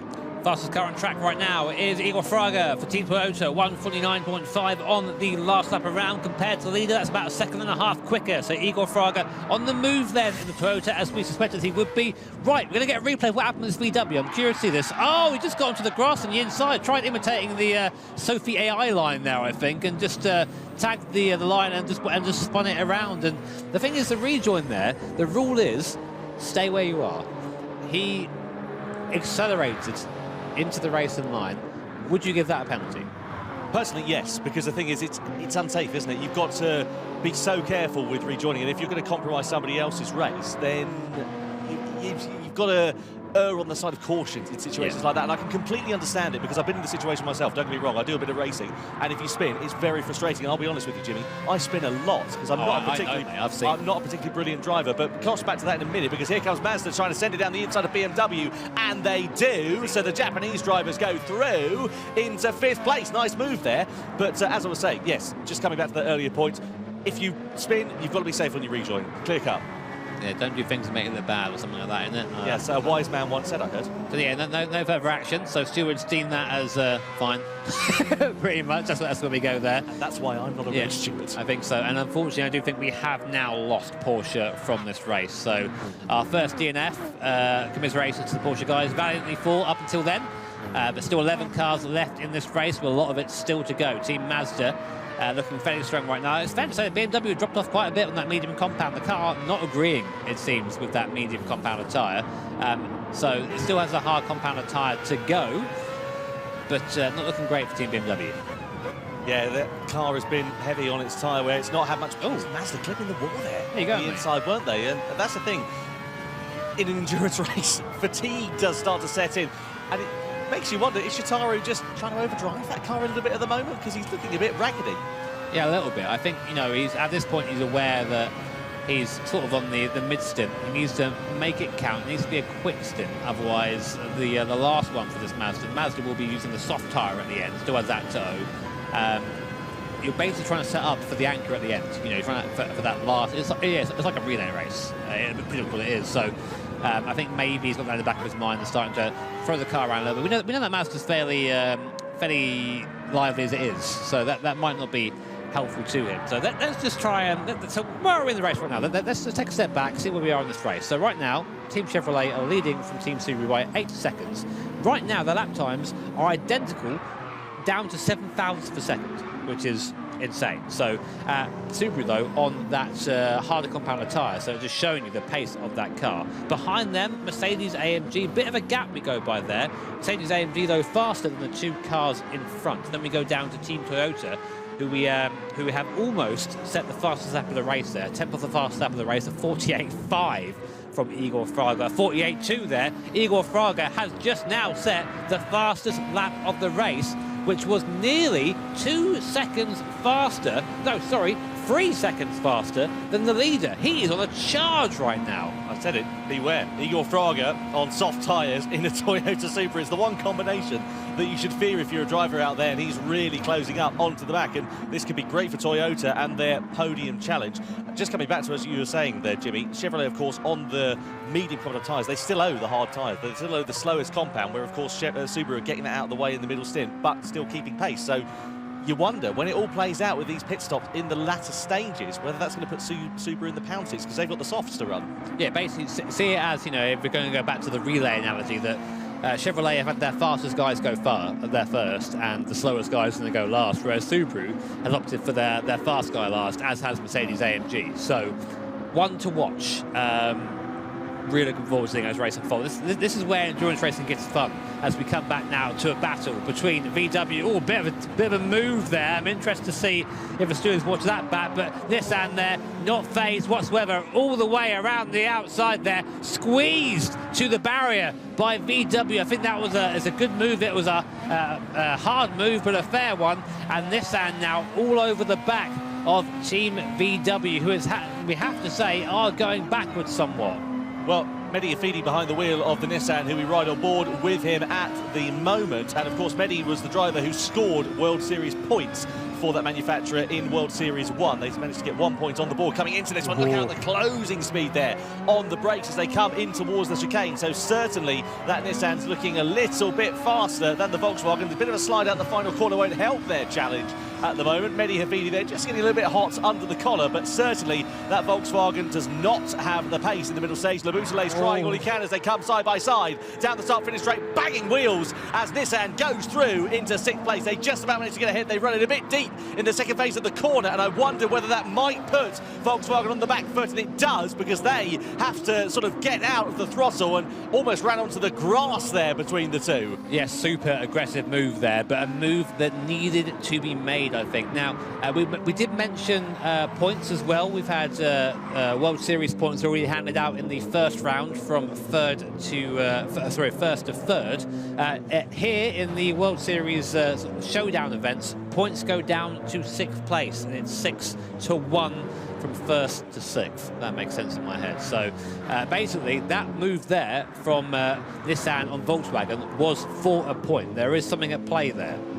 Yeah, absolutely. I'm keen to see what is going to happen here, because, of course, those drivers will know that. Look at the gap between Mercedes and Subaru there. You can see the gap between them has been really quick, but also even quicker for Toyota. And look at how close Igor Fraga is onto the back of the Mercedes AMG. He's going to send it down the inside. Decisive move there from Igor Fraga as he goes through into 3rd place. Nice one there from Igor, showing us exactly why we love seeing him here in the GT World Series. That's a move that a racing driver makes. He goes, I'm having that. And Tech took it, and off he goes. That's it. Not even going to bother looking back now. But you know, that's Baptiste Beauvoir there in that AMG. He is a very fast driver, and there is a tire disadvantage there, of course. So it's not going to be as challenging as it would be if they were both on that soft compounder tyre. But mad how easy that looked. And now Igor Fraga goes in pursuit of Subaru. Now he's going to have to come in on lap 34.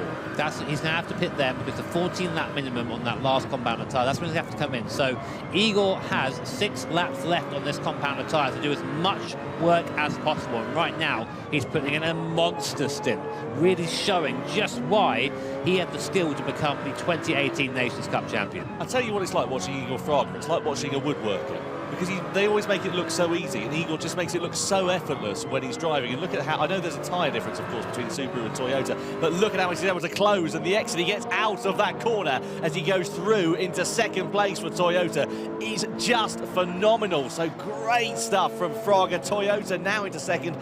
Finally, a bit of clear air for them as well. Doesn't have to weave his way through the traffic. He can just start about setting his own pace and focusing on his own race here. Yeah, the Toyota pace has fallen off a little bit of Daniel Solis. It's still okay compared to other medium runners, but it isn't the speed we were seeing from Dumont on his first stint. So again, I think we'll be seeing Daniel Solis getting out of the car pretty much as soon as possible. Subaru, you mean?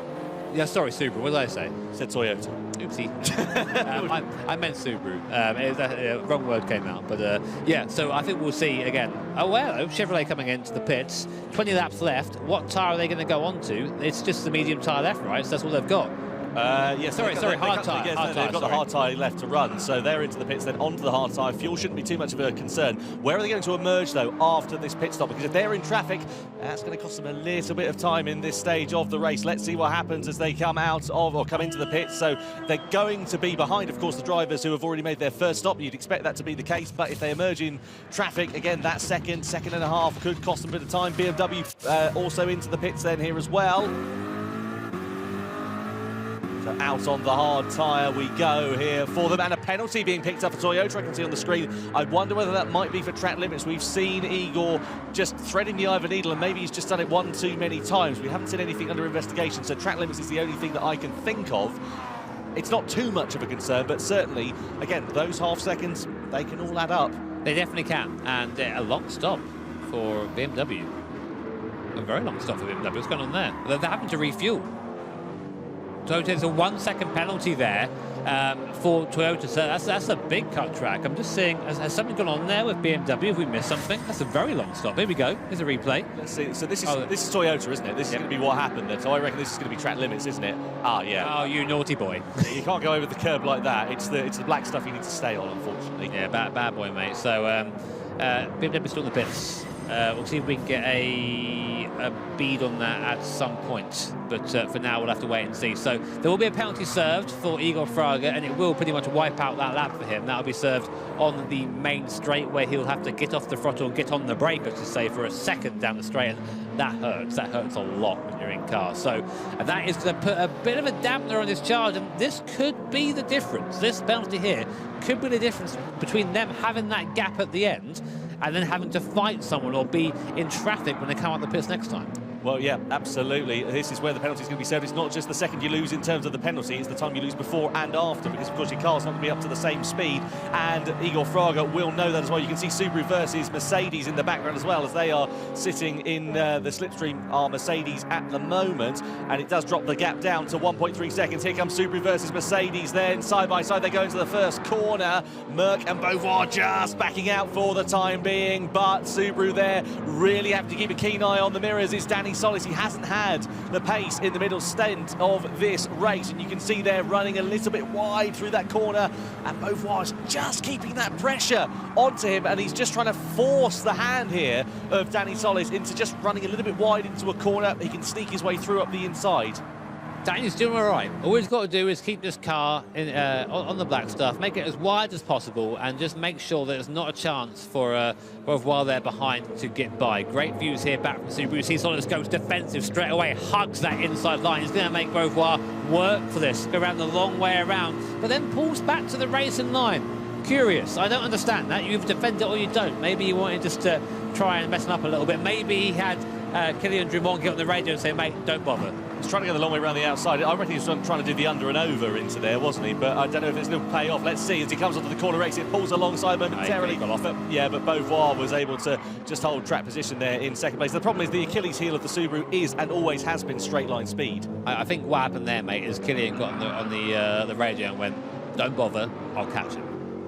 It's a fair point because Kylian has a good pace. Yeah, and he'll have the soft tyre at the end as well. So it's going to be a good final stint, that's for sure. And we're on lap 30 now, coming around to lap 31. Here is Chevrolet and Volkswagen still duking out. The sixth place has been the place to be for this race. It's been hectic for there, and Volkswagen going up the inside, getting that place back there, I think, from Chevrolet. This is exactly what Chevy don't need, though, because they've made their final pit stop. They don't need to be squabbling with another team that are out of sync with them, running into the corners there a little bit deep, and it's just going to be costing them that bit more time. It's dropping them into the clutches of Jaguar, who that's probably the first time we've actually mentioned them in this race. They've been a bit quiet thus far, but they are here. They are circulating in 8th place, but Chevy, they don't need to be doing this battle at the moment because it's going to cost them time right at the end. If they're involved in the battle for the win with Subaru or Toyota or whoever it turns out to be, once the strategies have all worked out, this could cost them quite dear.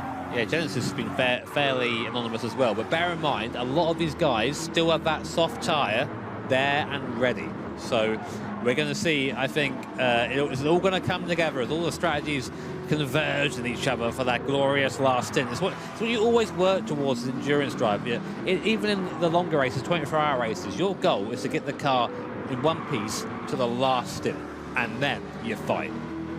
Yeah, and the thing is as well, it's not over until the checkered flag. Asked Toyota at Le Mans a few years ago. So, yeah, let's see what is going to happen then. Lap 31 out of 48 we are on here for the Manufacturers' Cup. Showdown here for the GT World Series. We ride on board with Jaguar at the moment, who are in 8th place. It's Alonso Regalado, I should say, who is behind the wheel of that machine as they come in towards the braking zone. Certainly looking pretty menacing, but just keeping his powder dry for now is the Peruvian driver. We've seen Alonso in World Series events up until this point, but it's been a long time coming since we've been here. Of course, this is our first live event in 2.5 years. It is so great to be back as Subaru come into the pits at the end of lap 31 onto the soft tyres. Now, here is the car to watch. We have Kylian Drumont, who showed us some fantastic pace earlier on in this race. Now onto that soft compounder tyre, and he is going to fly. Will there be fuel going in that car? I don't think so, but he's got a lot of cars to get through there. Not many people have pitted for that second stop yet, so you see he's plummeting down the order there. I think it is just a long stop here. I wonder what happened to BMW before, but it's just a long pit lane here at Trial Mountain. On goes that soft compounder tyre. Any fuel going in? No way. Back out the pit lane, and now we're going to see Kylian Drumont absolutely drive the wheels off this Subaru. What he needs, though, is, of course, the drivers in front to pit within the next sort of 3 or 4 laps or so, because he's going to close up onto the back of them. He's on a quicker compounder tyre. In front of him is the Genesis and the Jaguar, both on the medium, so they're going to be slower. He doesn't need to be fighting in traffic. What you want, of course, as I mentioned earlier on in the pit stop, you want a nice bit of clear air. He's got a little bit, but the thing is, on that soft tyre, the pace differential is going to be so great that it will only last a lap or 2. Yeah, but mate, you know how it is. This Subaru will get in the toe. It's not fast and straight line, but that toe's going to help it. And if it's even anywhere near attacking distance, bam, down the brakes, torpedo up the inside, that'll be that done. So we'll keep an eye on this as we go on. Subaru already reeling in Genesis in front of the gap under 2 seconds, just like that, click of the fingers. So now Toyota are leading at the moment on that soft compounder tyre. Igor Fraga still at the wheel of that car. They're 4 seconds clear. They're going to have to pit in 2 laps time. Or that'll be the latest that they can pit is in 2 laps time. I'm sure Igor's going to go all that way as possible in that tyre. You can see here lap time differential, of course, that is between the soft and hard tyre, Danny Solis versus Igor Fraga. I'm interested to see this graphic in a couple of laps time though and see what that difference is. Yep, so Fraga then out of the final corner, across the timing line, 4 seconds the gap sits between himself and Baptiste Beauvoir in 2nd place as they come across the line then to reel off another lap. And you can see their last, on the lap 29, in fact, it was actually Beauvoir who was the quicker of the drivers by half a second or so, but I think that was when that penalty was served for Fraga, of course, for not obeying track limits. But this is getting really exciting towards the end of this one. Don't forget, of course, you can vote for your Michelin driver of the day on social media. If there's a driver that in particular has stood out for you over the course of this one, get onto social media, vote for your driver of the day on our social channels, and we will be announcing that on social media after the broadcast has concluded. Yes, we will be doing that, and I'm just checking who's going to be in the car next. For Toyota, it's going to be Ryota Kokubun, who is extremely fast. I mean, I look at that team, I don't see a weak link there. Moisov, Kokubun, Fraga, all very, very quick drivers. For Mercedes-AMG, it's going to be Lucas Bonelli, again, another very quick driver. In fact, the driver that pipped Igor Fraga in Nations Cup last time around as well. So we know how quick he is. So everyone putting their best foot forward for this last stint. They all knew how it's going to turn out. Look at that tyre wear, that rear right tyre for Toyota, starting to look a little bit second-hand. He'll be feeling that in the long corners under traction. You see the car there, big understeer coming out the corner. He's at the limit of that tyre. I'm just looking over to Toyota now. Is anyone moving? I don't see Kokubun moving at the moment. They've only done 8 laps on the soft tyre thus far. So, according to the graphic that was on the bottom of the screen. That's definitely wrong, mate, sorry. That's definitely wrong, because remember, it's a 14-lap minimum, and we are now coming up to lap 34, so we'd have to change tyre. Right, so let's see then what is going to happen here with Igor Fraga and with Team Toyota when this is all going to play out. The gap down to 3.9 seconds. We've got a driver change going on here for Team Nissan as they are into the pits then, on from the hards to the soft tyres.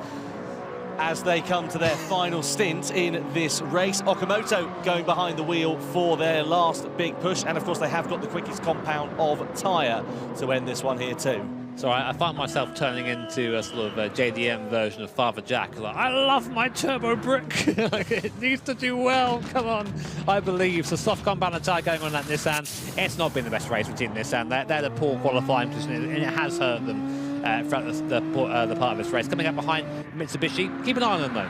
We'll see what they do. Subaru up past Jaguar. I've just noticed position change. The Subaru now up into P6 and already onto the back of Chevrolet. Bear in mind, these are the guys they were fighting with at the start of the race. This is kind of coming back now to an overall, once everything's said and done in terms of pit stops, a fight already round the outside there. So much more grip on that soft compounded tyre. Can he go around the outside? No, he's forced out wide there. Chevrolet closing the gap, and now it's going to be a fight down the straight. Look at this Corvette in the straight line.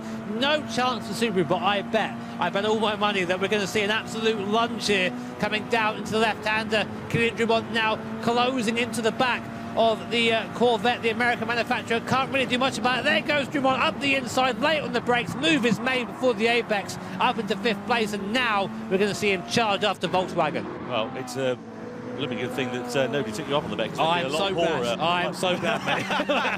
Toyota and Mercedes into the pits. Medium tyres for Toyota, soft for Mercedes then. Not too bad on fuel, not really much of a concern at the moment. So Fraga out of the car. Into the car is Ryota Kokubun then. Into the pits also comes Volkswagen as well. So this is where the race is beginning to change its complexion, and this is where we're going to see the strategies beginning to play out, and it's going to be a sprint to the finish. This is almost like a separate third race, and now it's going to be soft tyres versus the slower compounds, and it's going to be interesting to see what happens between these drivers and these manufacturers. There are 13 laps now remaining, and it's time to see how this race is going to play out. Toyota emerging in the race lead, but of course they're on the medium tyres, Subaru on the softs, only 1.6 seconds down the road.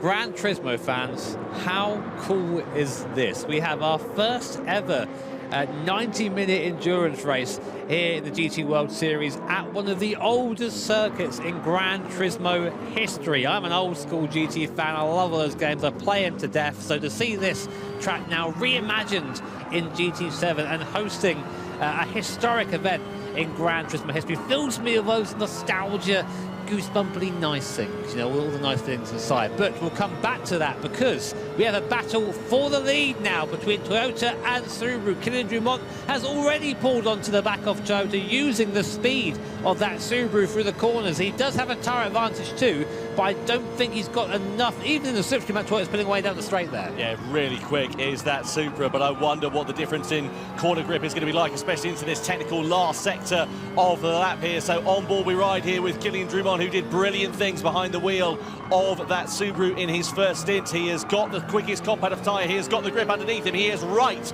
now on the back of Kokubun as he tries to look down the inside into the left-hander. This is for the race lead in the Manufacturers' Cup, and Subaru go through on lap 35. It's Subaru and Kylian Drumont who lead now from Team Toyota. Brilliant move. And he needed to make that move because look in the background, Mercedes AMG, Lucas Bonelli very, very fast in that Mercedes AMG at the moment. So he needs to get by Toyota to not be held up. Now it's going to be how quick can Bonelli get by Kokubun in that Toyota, because he is the only person right now who can challenge Kylian Drumont for this win. There's Daniel Solis watching on, probably just trying to keep his heart rate down a little bit at this point, there to offer any advice over the radio to Kylian Drumont if he requests it. And now we go back to Toyota. Kokubun, there's a bit of damage limitation for him now really on that medium compounded tyre. I think that this could be an easy third for Toyota, but he's definitely going to fight for that second. Yeah, I kind of thought that was going to be the case earlier on in this race. They've had good pace of Toyota, brilliant middle stint from Igor Fraga, but once it's all worked out with the difference in tyre compounds and of course the difference in pace as a result of that, it's kind of put them a little bit on the back foot there, really. Nothing they could do. They were out of place at the start of this one after not qualifying so well. And now it is Mercedes who sit right on the back. Lucas Bonelli behind the wheel, the Brazilian driver. We know he's not afraid of making a move. He's got the advantage of the slipstream, and that AMG is very handy in a straight line as well as we come through the tunnel, shifting up into 6th gear in the slipstream as he's going to pull towards the inside and send it through into second. It's Mercedes versus Toyota. Or does he? No, he thinks about it, but he's just trying to wait for the mistake to come from from Cockerman there on the exit of the corner. They run side by side. Cockerman's got the inside line for Toyota. Mercedes just having to wait there for Lucas Bonelli, but you guarantee that in the final sector of this lap is where we're going to see the move being made. It's exactly what it was for the race lead last time around. It's Mercedes up the inside of Toyota, and they go through into second place. He needed to get on with that sooner. He should have made the lunge, I think. He's lost about a second there on Subaru, just being careful, which it's admirable, but in terms of actual speed, he's lost time. So let's see what the lap times look like now. So on that last, interestingly, on that last lap, we had Subaru do a purple first sector and Mercedes do a purple middle sector, I think due to that slipstream there. And the fastest lap of the race there from Subaru, 1:47.7, 4 tenths faster than the previous fastest lap. And AMG doing a 48.1 whilst overtaking the Toyota. So this is far from over.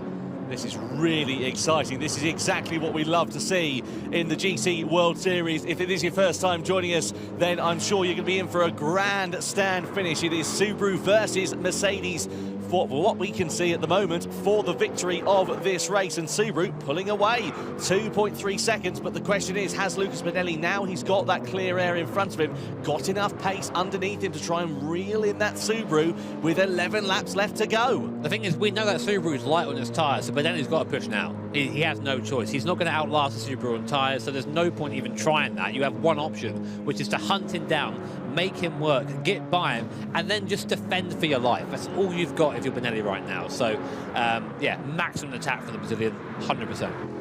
I wonder to see what Chevrolet are going to be able to do here on this harder compound of tyre. We know it's a lot more workable as well. They're sitting in fourth place at the moment. What are they, 9 seconds adrift? But I'll be keen to see what it's going to be for them, because they've got, of course, Mazda, Nissan, Volkswagen, not too far adrift, and they're all on the soft compound of tyres. So though it looked like a pretty good race so far for Chevrolet, I wonder if it may come undone for them towards the end of this one.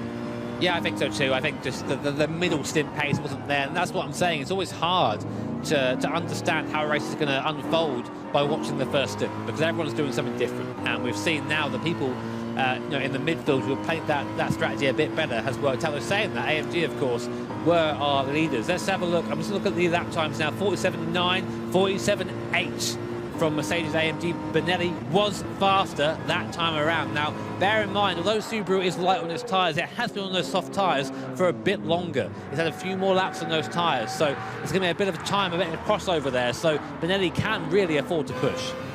So then on board we ride here with Mazda, now getting closer to the rear wing of the Chevrolet. It is Lopez who is behind the wheel of the Chevrolet as we ride on board here with Giorgio Mangano, who is trying to tame that Mazda RX Vision Gran Turismo Group 3 machine. And you can see there as well, not too far adrift, our Nissan with the GTR closing. Our Mazda here as we come through in towards the long back straight. And this is, of course, where we know that the Chevrolet is really good in a straight line, but I don't know if it's going to be a match for the rotary-powered Mazda, especially with the slipstream that, of course, the Chevrolet does not have. And keep an eye out for Nissan, who are not too far adrift. Chevrolet know that. They go defensive. It's side by side down this back straight for fourth place, and Mazda going through on the outside. They're already ahead before the braking zone. Nothing that Lopez or Chevrolet can do. They try to hold it round the outside. There's a smattering of contact between them, and it is still Mazda that come out on top. Yeah, where's Nissan though now? Because these guys are fighting, which just means they're going to be drawn into the clutches of Nissan behind. The GTR menacing in the mirrors of the Chevrolet Corvette in front now, right onto the back of Chevrolet. There's got to be a move here into the left-hander. Yeah, easy up the inside. Nissan now up into P5. Can they hunt down Mazda though? This could be a P4 for Nissan from the back of the grid. Yeah, it'll be a brilliant recovery given where they started in this race. They've just quietly kept their sort of powder dry in this one, where others have faltered. We've had some messy races for some other manufacturers, and it's really beginning to pay dividends now. The gap between the top two coming down, 1.5 seconds between Subaru and Mercedes. Yeah, that was 3 tenths quicker than that. Bonelli knows what he has to do. The thing is, if he can get in the toe of this Subaru down the straight line speed is so massive that he'll just drive up to the back of that car. So this is where Drummond has to push in that Subaru for his middle sector, through the corners, really make the best of the advantage of that Subaru and try and put away from the AMG behind. But look how hard Lucas Bonelli is trying. That gazer, he is locked in maximum concentration as we come through this left-hand out. Exit out of here is extremely important. Pretty decent there. Now watch the relative. This is going to give you an idea of the speed differential. 1.86 it was before we came out onto the exit. It's down a tenth. It's down to 2 tenths. It might be down to 3 tenths here. So if he can get closer to the point here, into the left-hander, he might be able to have a lunge. So then into that left-hander we go then, on board we ride. Nice smooth throttle inputs there from Lucas Benelli. I tell you what, he is a hard charger, and we know that he is not afraid of getting his elbows out. If he sniffs an opportunity, you can be guaranteed he is blooming well going to send it down the inside. Yeah, of course. Definitely, and we've seen how quick he can be. Can take it to Igor Fraga on his good days. You see there on the lap comparison, we were nearly half a second faster, I think. I'm not sure that graphic's actually correct, but we'll check this last lap. Has he gained? So let's have a look. Subaru now coming round to the right-hander. We're following, and let's have a look at the lap time of the Subaru. They're going to come across the start-finish line very shortly. Last lap was a 47.8. This lap, as it updates, a 47.9, and from Team Mercedes, another 2 tenths. So he is gaining very slowly, but as I said, Tom, the thing that's important is he's now getting into that slipstream range, and as soon as that happens, whoop. Yeah, it's about a second or so is the slipstream range, and it was 1.3 across the timing line last time around. Of course, that ebbs and flows through the corners, but it's wide. Was that wide there? Just a little bit, wasn't it? I think Drummond is now starting to feel that pressure. Was he Solis on the radio, sort of trying to keep him updated with gaps, but he'll know. All the drivers have the gaps information in front of them. They can see what's going on there, and there is. I want to say he looks a lot younger without a beard, does Danny Solis, doesn't he? So do you. Yeah, I didn't recognise him when he walked in. And actually, the gap there coming on to the back straight a bit wider than it was before. But look at that! How menacing is that AMG in the mirrors? Lights ablaze there, just reminding you that if you make a mistake, he will be there to take advantage. Yeah, so down the back straight we go, and we see Kylian Drummond, the face of concentration from the Frenchman. There's a look at the tyre life as well. That Mercedes actually being kinder on the soft tyres in this phase, only by a couple of % or so on the fronts. Actually, because of course the Subaru pitted a bit earlier, beg your pardon, that percentage has actually come down. So the Mercedes is being more aggressive on the tyres at this point, but the crossover is close. Again, Benelli's just got to push. There is no other option. He has to get there, and he knows that now. I think he's already used the best bit of the tyre. The shine of the tyres come off it now, so he's now starting to get into it. But look, in this braking zone, 1.5 seconds. I'd say actually, in the very slow speed stuff, that AMG is pretty mighty. Well, this is going to be interesting. Across the timing line, let's take a look at the difference in the lap times. That's where we're looking at, and as they come across, and the timing screen does update, a 48.3 for Subaru, a 48 flat, or 48.1 there and thereabouts pretty much for Merc. So again, a couple of tenths in it, now down to 1.1 seconds. We're getting into that slipstream range. Hold on to your hats, because this is not over for the win in the Manufacturers' Cup. So the real question really is, can Lucas Benelli get there before his tyres fall away? And that's what he's doing now.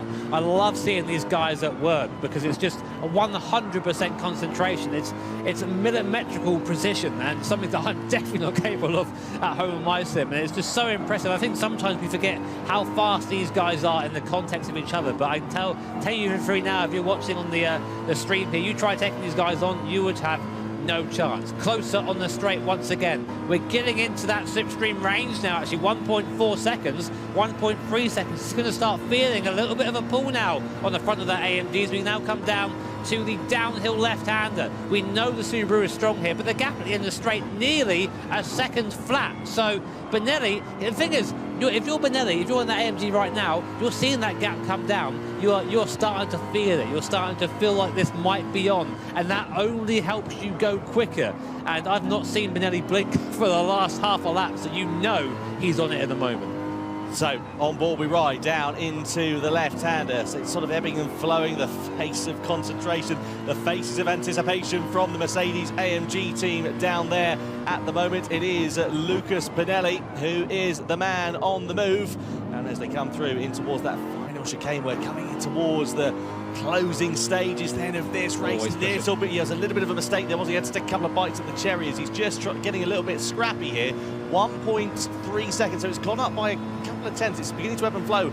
I wonder whether he's just taken a bit too much out of his tyres, and they're beginning to come towards the sort of less useful range compared to that Scooby. No, he's still caning. Still, there's a tenth quicker that lap. Not as much, but as you say, I think yeah, they might start be falling off at this point. But again, this is the point where Kylian Drummond. This is his part of the circuit. This is Subaru territory. These sort of mid-speed corners where you can really change the direction of the car nicely. This is where the AMG starts to understeer a little bit. Front engine isn't quite as kind as its tyres through there. What the gap we're looking for onto this left-hander here is less than 1.4 seconds, and we know his game. We come out now, it's 1.5, so not quite as quick there, but we'll gain some time again as we get down to about 1.3, 1.2 seconds. The slipstream's going to start coming into account, and I'm wondering, has Lucas hit a wall? Has he got to the point now where the tyres are starting to go the other way? I bet if we looked at the graphic now, we'd see they'd be on similar tyre wear, because that AMG is absolutely eating its tyres at the moment. I wonder whether he's just, like you say, coming towards the end of that useful shelf life, but also, I wonder whether he might just be waiting, maybe keeping his powder dry on the other sense of it. No, it's down to tyres. He's got to push now. He knows that as well. There's no point waiting now.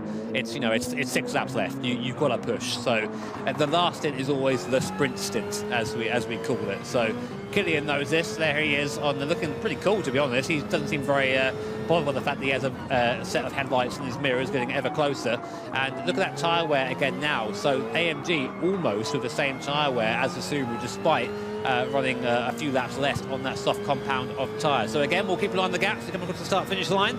48.4 for Team Subaru, and 48.6 Subaru, 48.5 from Mercedes. So the cars are slowing down, but the Mercedes still chipping away here and there. It's only half a tenth in it though last time around, so apples and oranges there really, not much difference between the two. I suppose there probably is a bit of difference between apples and oranges. That's a discussion for another day though.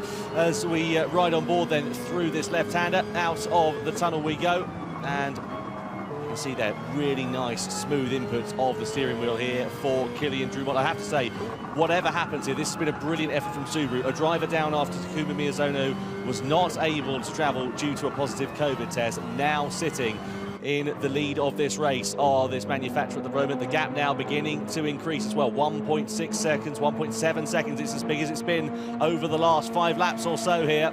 Tyres are gone, mate. That's it. I think that's a chance gone now, maybe. I mean, it may be just cooling them down a little bit, maybe having to obviously have a bit of a slower lap. But this is the thing. You say like half a temp doesn't make a difference. It can do if it means getting into that draft a bit quicker down the straight. It is. The margins are this fine at this level. And you have to really give it to both of these guys. The pressure they are under right now. There are thousands of you watching this race on the line. We have people here in person as well. There are cameras in their face. They can hear us shouting over the top of their driving. So these guys are doing such an impressive job, and regardless of the result, definitely a big round of applause warranted for both these guys when we get to the end of the race, but not just yet. Let them concentrate for now. And there you go, tyre wear.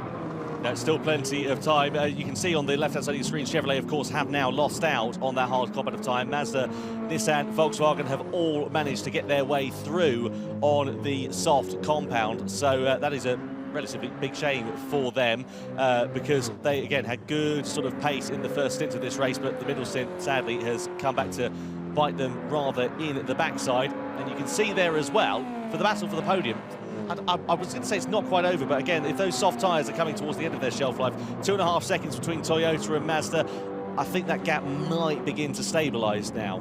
I'm looking at it, mate. It's still half a second a lap, 6 tenths there, so it's coming down. Like all the gaps here. But so is the lap counter. Yeah, definitely, mate. Like I said, it might be a last lap thing. So it's not over till it's over, my guy. We know that. And, well, right now, I'd say that if you're Lucas Pinelli, you're probably quite frustrated because he's driven really well here, but you can't. This Mercedes, it likes its front tyres. It gets hungry for front tyres. And at this point, I think now, unless Kylian makes a mistake, which we have seen plenty of at the end of races, so, it's definitely not over, he might have this one sewn up. Again, Daniel Solis looking very nervous down there, just keeping an eye on him. You can see a shake. Sorry, you can see a shake of the head there from Pinelli. I mean, there's nothing more dejecting than seeing a car take off into the distance when you've been putting 110% in. No, but that's just the name of the game. These guys chose Mercedes AMG. They knew what the car was good and bad at, and it is good. over a single lap. It's very, very fast over a single lap. And you see now Benelli having to fight that tyre wear, doing his best to make sure the car doesn't get away from him, because a slide there means contact with the wall. It means game is definitely over. If he's within, you know, a second and a half, 1.8 seconds, and there's a mistake in front, he's there to pounce. And we saw Igor Fraga getting a penalty earlier for just being a little bit too early on turning. That's all it takes for this to get put on his head. Well, Kylian will know that, and he will be, I imagine, just trying to keep a watching eye on that. The thing is, those mistakes are so millimetrically different between them. It can be the difference between a couple of centimetres almost on track of getting a penalty or not. But Kylian doing a fantastic job of just soaking that pressure up like a sponge. 3 laps now remain here in this final, and it is Subaru with Mercedes now getting on for 2 seconds behind. The gap between Toyota and Mazda is beginning to come down. It's down to 1.9 seconds, so under the 2-second mark for the first time in a long time. Here are Mazda then, and it is Giorgio Mangano who is behind the wheel of that car. They are another team who are down a driver in this one as well, owing to a positive COVID result for one of their other teammates. Mangano stepping up to the plate. He was only supposed to be competing in the Nations Cup here tomorrow, but I'll tell you what, he's doing a brilliant job and could be on for a very strong result with a team that he wasn't even supposed to be driving for. I think he is, mate, because another 6/10 that lap, and we have three and a bit laps to go. So on that pace, he will be there in a position to have a go at the Toyota. Now, we know that Toyota is an absolute bullet in a straight line, so he's going to have to find a way to do it and find a way to get by, probably not in the toe, because that's not going to work out so well.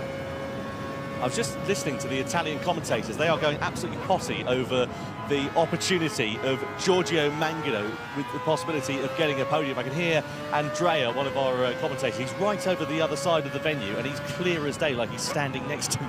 Yeah, that's the Italian effect, mate. They're loud. they love it. So, yeah, only a few laps left here in this race. It's been over 75 minutes of racing to this point. People are tired, people are fatigued, cars are fatigued, tyres are fatigued, but still we push on.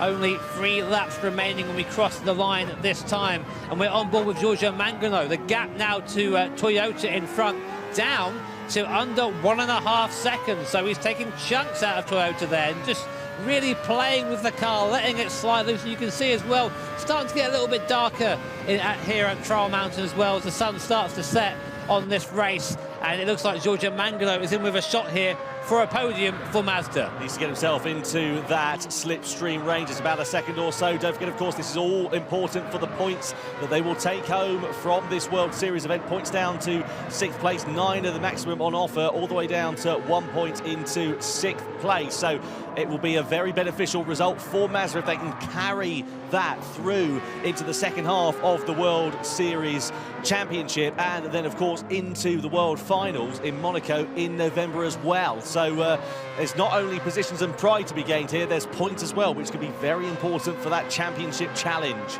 Yeah, points and prizes. I'll tell you who I didn't think were getting points today. It was Nissan, who are now up in P5. But we will come back to my Nissan bias later on, because Mazda are now right on the back of Team Toyota. In fact, Mangano there just flashing the lights to say, hello, mate.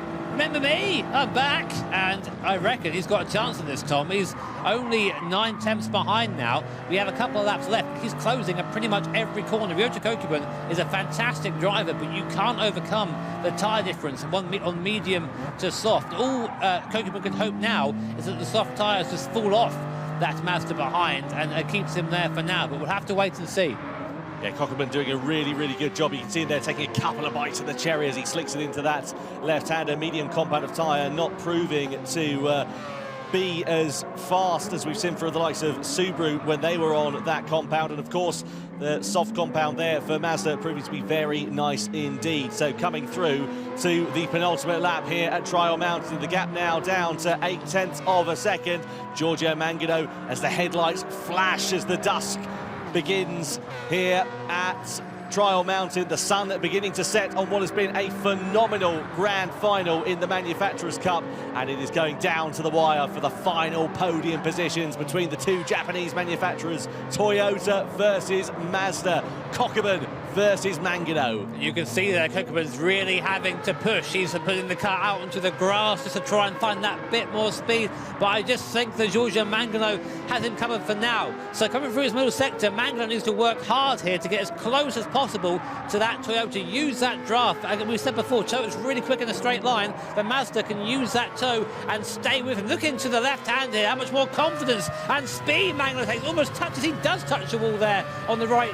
Just slows him down a little bit, but he is deep within slipstream range. Only 6 tenths between him and Kokeman in front. Not quite close enough to make a move for now, but Kokeman's going to be very well aware as he still has a lap and a half left. Can Toyota and Kokeman hold on to the podium? I wonder if that mistake hitting the wall just on the outside of that corner just cost him a little bit of time, maybe a couple of tenths of a second or so, but it just stops him being within striking distance there on that Toyota. Into the final sector, we've seen moves being made into the penultimate series of corners, but again, it's not quite close enough at the moment. Needs to go again. It's going to come down to the final lap for this podium battle here, and Giorgio Mangano, as the headlights now begin to illuminate this circuit, has got everything to do. He's got all the pressure on his shoulders and he knows it.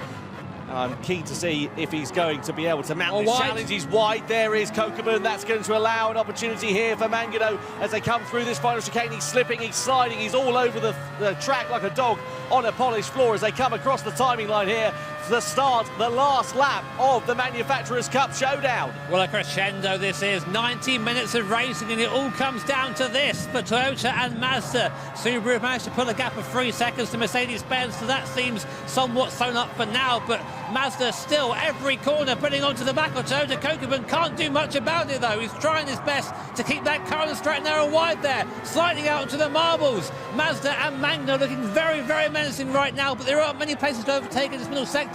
Mangano's has got to try and get it set up onto that back straight. This is going to be really important here for Giorgio Mangano. He needs to get a strong exit coming through there. He's right on the rear wing now of the Toyota of Ryota Kokeman, then through into the left-hander. This is where he needs to get the drive with that Mazda RX Vision Gran Turismo Group 3 machine. He's right in the slipstream range now. It's Toyota versus Mazda for the final podium positions here in the Manufacturers' Cup, and the Toyota's got good straight line speed. Mangano, though, you know if half an opportunity exists, he's going to go for it as they come down into the hairpin bend. Kokeman goes defensive. Mangano trying, but not close enough to strike into that hairpin bend. It's going to come down to the final sector, and I wonder if Kokeman might just have enough space in his pocket to try and hold on to this podium position for Toyota against all of the odds. This is a brilliant end to the race here as we come into the final series of corners. Subaru are a few seconds up the road. They're ready to come across the timing line, and here they are. Subaru win the grand final in the Manufacturers' Cup Showdown here in Salzburg. Mercedes-AMG come home in second place, and Team Toyota are going to hold on ahead of Mazda for the final podium positions. It's Toyota and Kokeman who claim third place ahead of Mangano and Mazda in P4. What an end to this race. What drama, what tension to the checkered flag. What a drive from everybody, all of our competitors here. What a phenomenal finish, and delight for Subaru as well. They are on the top step once again here in the GT World Series. Yeah, amazing effort. You can see just what that means there to Dani Solis and Kylian Drumont there taking the win. AMG there, Baptiste Beauvoir just commiserating there, Lucas Spinelli just saying, yeah, I know you gave everything, mate. Good job, good effort there, buddy. And yeah, what a race there. And of course, Mazda holding on. See Dani Solis there, I think, just trying to take it all in at the moment. Emotions maybe getting the better of him just for a second or so. But yeah, well done to Ryota Kokeman as well, holding on there for Team Toyota. I thought he was done for, but awesome race. I don't you love to see that there. Second place and first place congratulating each other. What an awesome sight that is. Brilliant. I mean, it's hard to overstate really how impressive that is from Subaru. Let's not forget they were a driver down coming into this one. Takuma Miyazono, unfortunately, getting a positive COVID test before travelling to the event, meaning he was unable to travel, and I dare say he'll be watching this race at home, and we wish him well. We hope he has a very speedy recovery, but what a phenomenal job that was from Kylian Drumont and from Dani Solis. Team Subaru back on the top step here in Salzburg. What a great way to start live action again here in GT. That's how you do it. Yeah, definitely. Yeah, I think you have to see. You love to see stuff like that happen, and I'm really happy for the guys there at Team Subaru. They had a bit of a tough one with Mirza not being present as well, but well, they proved they didn't need him. But if you've just joined us and you missed some of the key moments of the race, it was actually Team Chevrolet and Team BMW set the early pace on that soft compounder tyre, with Nissan making its way back through from the back of the field. But we noticed early on Subaru looking very fast and very quick on that hard compound of tyre as well. Yeah, problems there for Volkswagen, as you saw them having a spin and a bit of an unsafe rejoin. There was drama as well as Nissan had a bit of contact making their way through the field. This was Lucas Bonelli giving absolutely everything as they went through. There is Subaru as well, lots of overtakes into the final series of corners, and it was great to see this battle for the podium positions taking place, as well as Subaru were able to just build enough of a gap, and it all came down to Toyota versus Mazda for the final podium places. Yeah, awesome last few quarters from everyone there, but it was Team Subaru, of course, and Kylian Drumont there across the line, ecstatic to take the win there. Lucas Bonelli not quite able to catch them in the AMG, and behind them, coming home in third place, was Rio Kokubun, and there is a difference there in emotions, and that's what it means to Danny Solis. Yeah, and we talk about Danny Solis' story a lot because he was one of the drivers who started on a gamer pad. He's now racing on a wheel. He's said to this one, he's got no excuses coming into it, and I tell you what, he did himself very proud in that. Team Subaru on top here for the 2022 World Series Showdown in the Manufacturers' Cup. Mercedes and Toyota on the podium. Team Nissan, last to fifth, my boys. I'm proud of you. It's still on. It's still on. 2022. It's still on. I'm telling you. Are you on a like pay-by-word basis from Nissan or something? Like every time you mention it, you get a quid in the back pocket or something. Yeah. Goodness, I'll tell you what, it was a phenomenal performance. All joking aside, great job from those guys. Yeah, a great job, but you can't take away from Team Subaru. I mean, I know it's said a couple of times already, but it's very disruptive to lose a team member, especially so close to the event. It was only a couple of days ago we heard that Miyazono would not be attending there, but well, as they've shown, they don't need him. I'm sorry, mate. Stay home. It doesn't matter. Yeah, absolutely. The thing is as well is that some teams, like Genesis, for example, Nico Romero was unfortunately found to be positive with COVID, and he was replaced. And as such, you know, it was possible that they could have replaced him with another driver. They thought, do you know what, actually, we're going to do this with the formula that we know. And I really respect that because, you know, that takes some real guts. It does. Didn't work out for him, though, unfortunately. No. It's a shame. I mean, sometimes you have to sort of take the opportunity for the fastest race time, and if there's a different formula there, then I say take it, you know. I was referring to Subaru, by the way, when I said about having guts. You said Genesis. I meant Subaru. See that? I did a Jimmy. Yeah, exactly. 1-1 now. Yeah, we're done now, so we're good.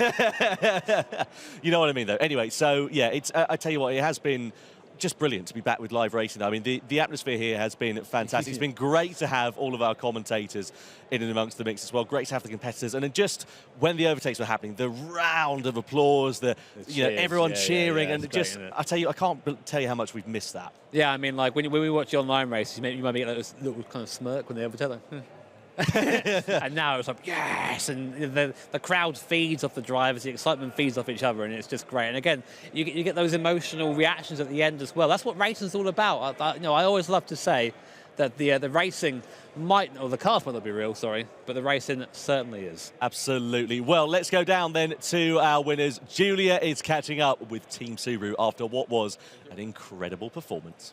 I mean, just wow, there are so many things that we can talk about right now because there are so many factors that just came into this win.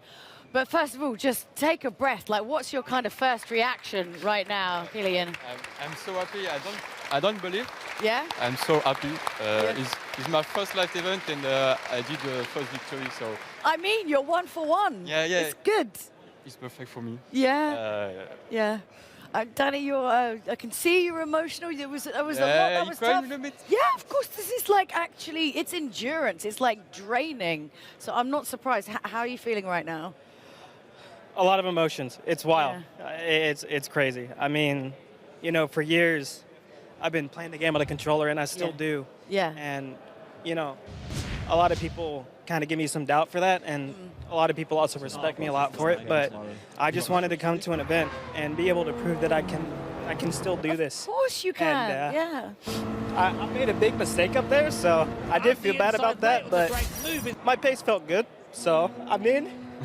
well, the best I could do, and we won. So. Oh, Danny, of course it doesn't matter. It's all good. Like, it's all good. Like, all of these mistakes will happen. Every single one of everyone who's made some mistake at some point, but you fought through it and you still won. You shook it off and you move forward. That's the champion. That's the winner's mindset. And that's what you've got to be up here to win it. So don't look back at the mistakes. The mistakes is what has made you great, you know? I mean, obviously it's extra tough as well. You know, you're a man, Dan. I mean, what have you got to say to Miyazono?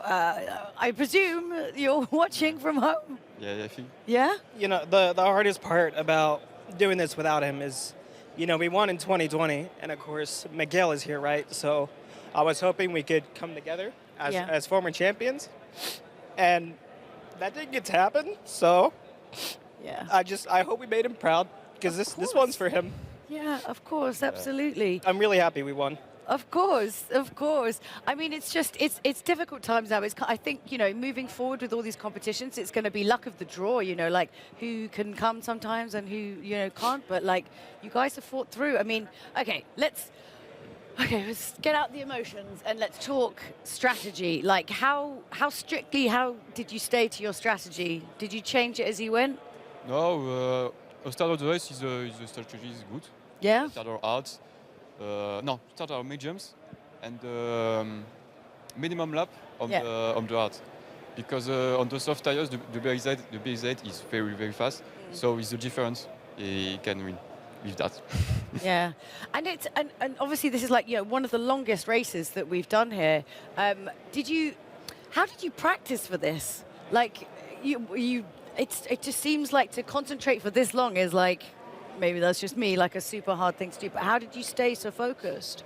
I mean, admittedly, I actually didn't practice too much for this. To be honest, I actually didn't practice so much because, you know, compared to every other race I've done, I mean, I got up to speed pretty quickly and I didn't want to overdo it. Yeah. So I noticed that when I practice for too long, I start to burn out really easily. So I have to take it short bursts at a time. So I just, you know, at home I did the best that I could do on controller, saw what I could do on wheel, and then I was faster on wheel. So I felt very comfortable going into this. And, I mean, it worked out, so. Yeah. But yeah, I mean, the car felt great. That was the best part. It was such a good car to drive, so that made it easier for me. Yeah, and any final thoughts you'd like to shout out to the Gran Turismo fans out there before we get on to giving you your podium and award? Anything you'd like to say finally? I'm just so happy. I can't say anything. So happy I don't have the word. Oh, for all the controller players out there that think they still can doubt themselves and they think they need a wheel to be good, I mean, obviously I'm here competing on a wheel, but you can get here and you can do this. So just believe in yourself and keep practicing and get better, because this is very real. You can do this. If I can, you can. And how good does it feel right now that you've won? I shouldn't say an expletive, but it feels super good. Thank you for withholding the swearing, but thank you. Let's give a big round of applause, Team Subaru. We're going to chuck it back now to Tom and Jimmy. I mean, to be fair, at least we are after the watershed there for Danny. But I tell you what, I mean, we talk about how hard it is and how hard these guys practice. I mean, the emotion on Danny Solis there, you can really see just what that means to it. There's an outpouring of emotion, isn't it? Exactly. There's a lot of time and effort that goes into this. It's like any sport, you know, it takes a lot of effort. The competition is really fierce. So to go against all these guys here, some of the best drivers in the world, and come out on top, like, it's an achievement. So, you know, it's something that really should be celebrated. And I'm glad that, you know, the guys down there all think that, and Danny's able to sort of feel that in the moment there. But yeah, you know, there was a point in that race where I was thinking maybe it's not going to come off this year, but that middle stint, like I said, Danny did make a mistake during that, and it did sort of bring them back into the pack a little bit. But the gap in the end, just about enough, it seems. Yeah, absolutely. Standout performance of the race? I know what you're going to say already. Mine, actually, I'd say was probably Igor on the softs in the middle there. I mean, that Toyota wasn't actually as fast as it has been in previous races. I mean, it's bullet down the straight, it always has been. But everywhere else, I mean, he was a machine gun. But obviously that mistake in there kind of maybe dampens it a little bit. Killian, though, I think Killian's first stint Yeah, I have to agree. That would be mine, because that was just incredible what he was able to do on those medium tyres. Yeah, exactly. I mean, on the first thing, Kylian Drummond was matching people on a soft compounder tyre, and just going quicker and using that tyre better. So, and that's what endurance racing is. It's all about using that tyre effectively, and they just mastered that today. Yeah, absolutely. So, biggest mistake of the race, if we are to look at it? I'd say that probably goes to probably VW. They tried backing it in there at the hairpin. I'd say Porsche, but unfortunately for them, that was a technical issue. Yeah, exactly. They couldn't really control that. But yeah, VW, I think, and also the rejoin. Although there was no further action, that could have very easily been quite a big penalty. They did come away, I think they came away with 6th in the end. So they did grab a point there, but that could have quite easily have not happened if the stewards decided the other way there. And something happened to BMW in that race as well, let's be fair, because they dropped, they were in the pits for an awfully long time at one point. I don't know what happened there. No, we don't either. I know that Jay didn't have a particularly great stint in the middle there. I think he struggled a little bit on that tyre, and I'm not really sure what happened in the stop. So we didn't really hear about that, but if we do find out, we'll let you know. Well, amazing. I mean, what a brilliant way to kick off live action after 2.5 years here for the GT World Series. It is now time then for our podium celebrations then. So in 3rd place, please welcome onto the stage Igor Fraga, Nikita Moisov and Ryota Kokkonen for Team Toyota.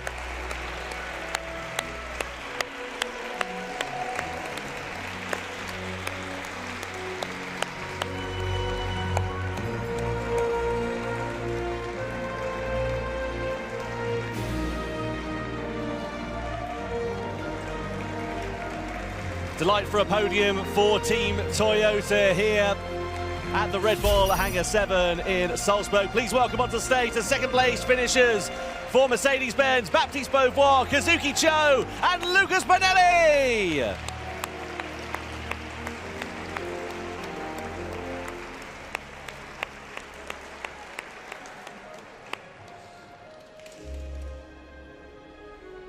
And despite being a driver down, they managed to pull it out of the bag. Please welcome Kylian Drummond and Danny Solis from Team Subaru, the winners of the Manufacturers' Cup here for the World Series Showdown in Salzburg.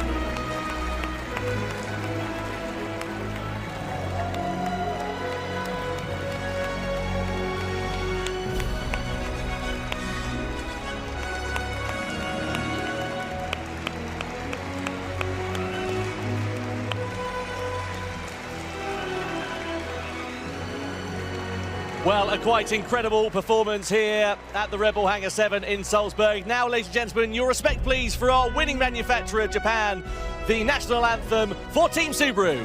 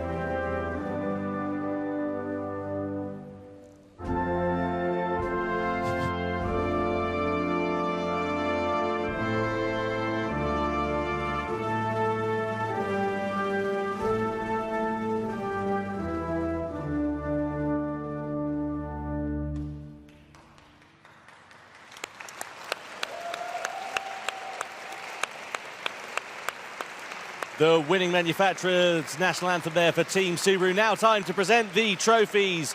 For Team Toyota, 3rd place, presenting the trophy, it is the 2019 Nations Cup champion, Mikael Hezal. And that trophy is presented to Igor Fraga, Nikita Moisov and Ryota Kokkonen of Team Toyota.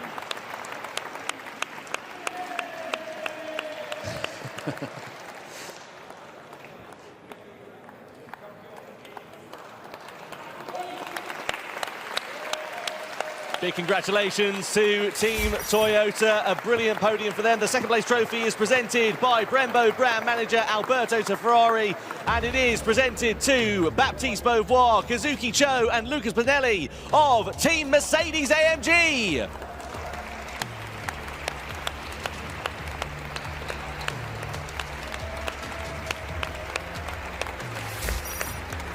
And the first place trophy presented by the head of Michelin Motorsport, Matteo Bonardel. It is presented to Kylian Drumont and Danny Solis of Team Subaru.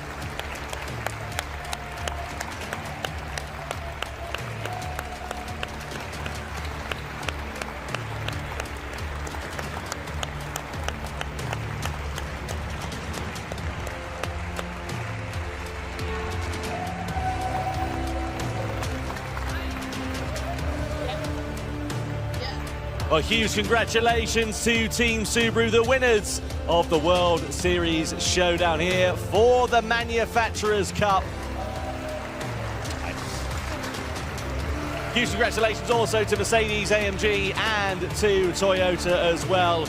Our top three finishers here. A great way to kick off live action after 2.5 years here for the GT World Series. Wow. Massive congratulations to all of our drivers here today. I mean, I know it goes without saying, but that was tough. That was a long race. Also, I would like to give a shout out to the commentators. I mean, you guys. That was hard. That was really tough. That was really, really tough. But some incredible racing there. I mean, just the ability to focus and a man down, and yet still that level of kind of focus and concentration to pull it through, which is amazing. I'm kind of in awe, really. That's the sort of performance that not only wins you events like this, but wins you championships as well. If you can perform at that level when you're a driver down, it's amazing. It is pretty amazing. What's been kind of like your high point, Jay, Dog? I think just seeing Subaru show the superiority of that car in this setting, and it was so funny seeing it down the straight just fall back and go down the inside into there. So yeah, I love seeing that thing get driven properly. I'm glad I didn't take you up on that bet that you tried to put out halfway through the race. I'd be a very poor man now. Yeah, me too. I think it's just been such a delight to see like everyone here today, really, and just the energy in the room has been. It's been really, really good. It's been really, really fun. We hope you guys have really enjoyed it. But we should tell you a little bit about what's going to be happening tomorrow. So let's take a quick look. Okay, so of course, tomorrow we have the Nations Cup. Whilst today was all about teams, oh, that all goes out the window tomorrow, where it is every driver for themselves. So yeah, come and join us for tomorrow for the Nations Cup for some more hot racing action. It's some very hot racing action. That's the best thing about this. You get an amazing race today and an amazing race tomorrow. I mean, don't say we don't treat you guys at home. So make sure you tune in for that. Of course, Nations Cup. Really looking forward to seeing how that pans out, and tons of races tomorrow as well. And of course, make sure to join the conversation for Michelin Driver of the Day. Anyone stand out for you? Let us know. Hashtag GT7, hashtag GT World Series on Twitter. And yeah, they might get a nice little hat or something tomorrow. A nice little hat or something. Nice little hat or something. Lovely.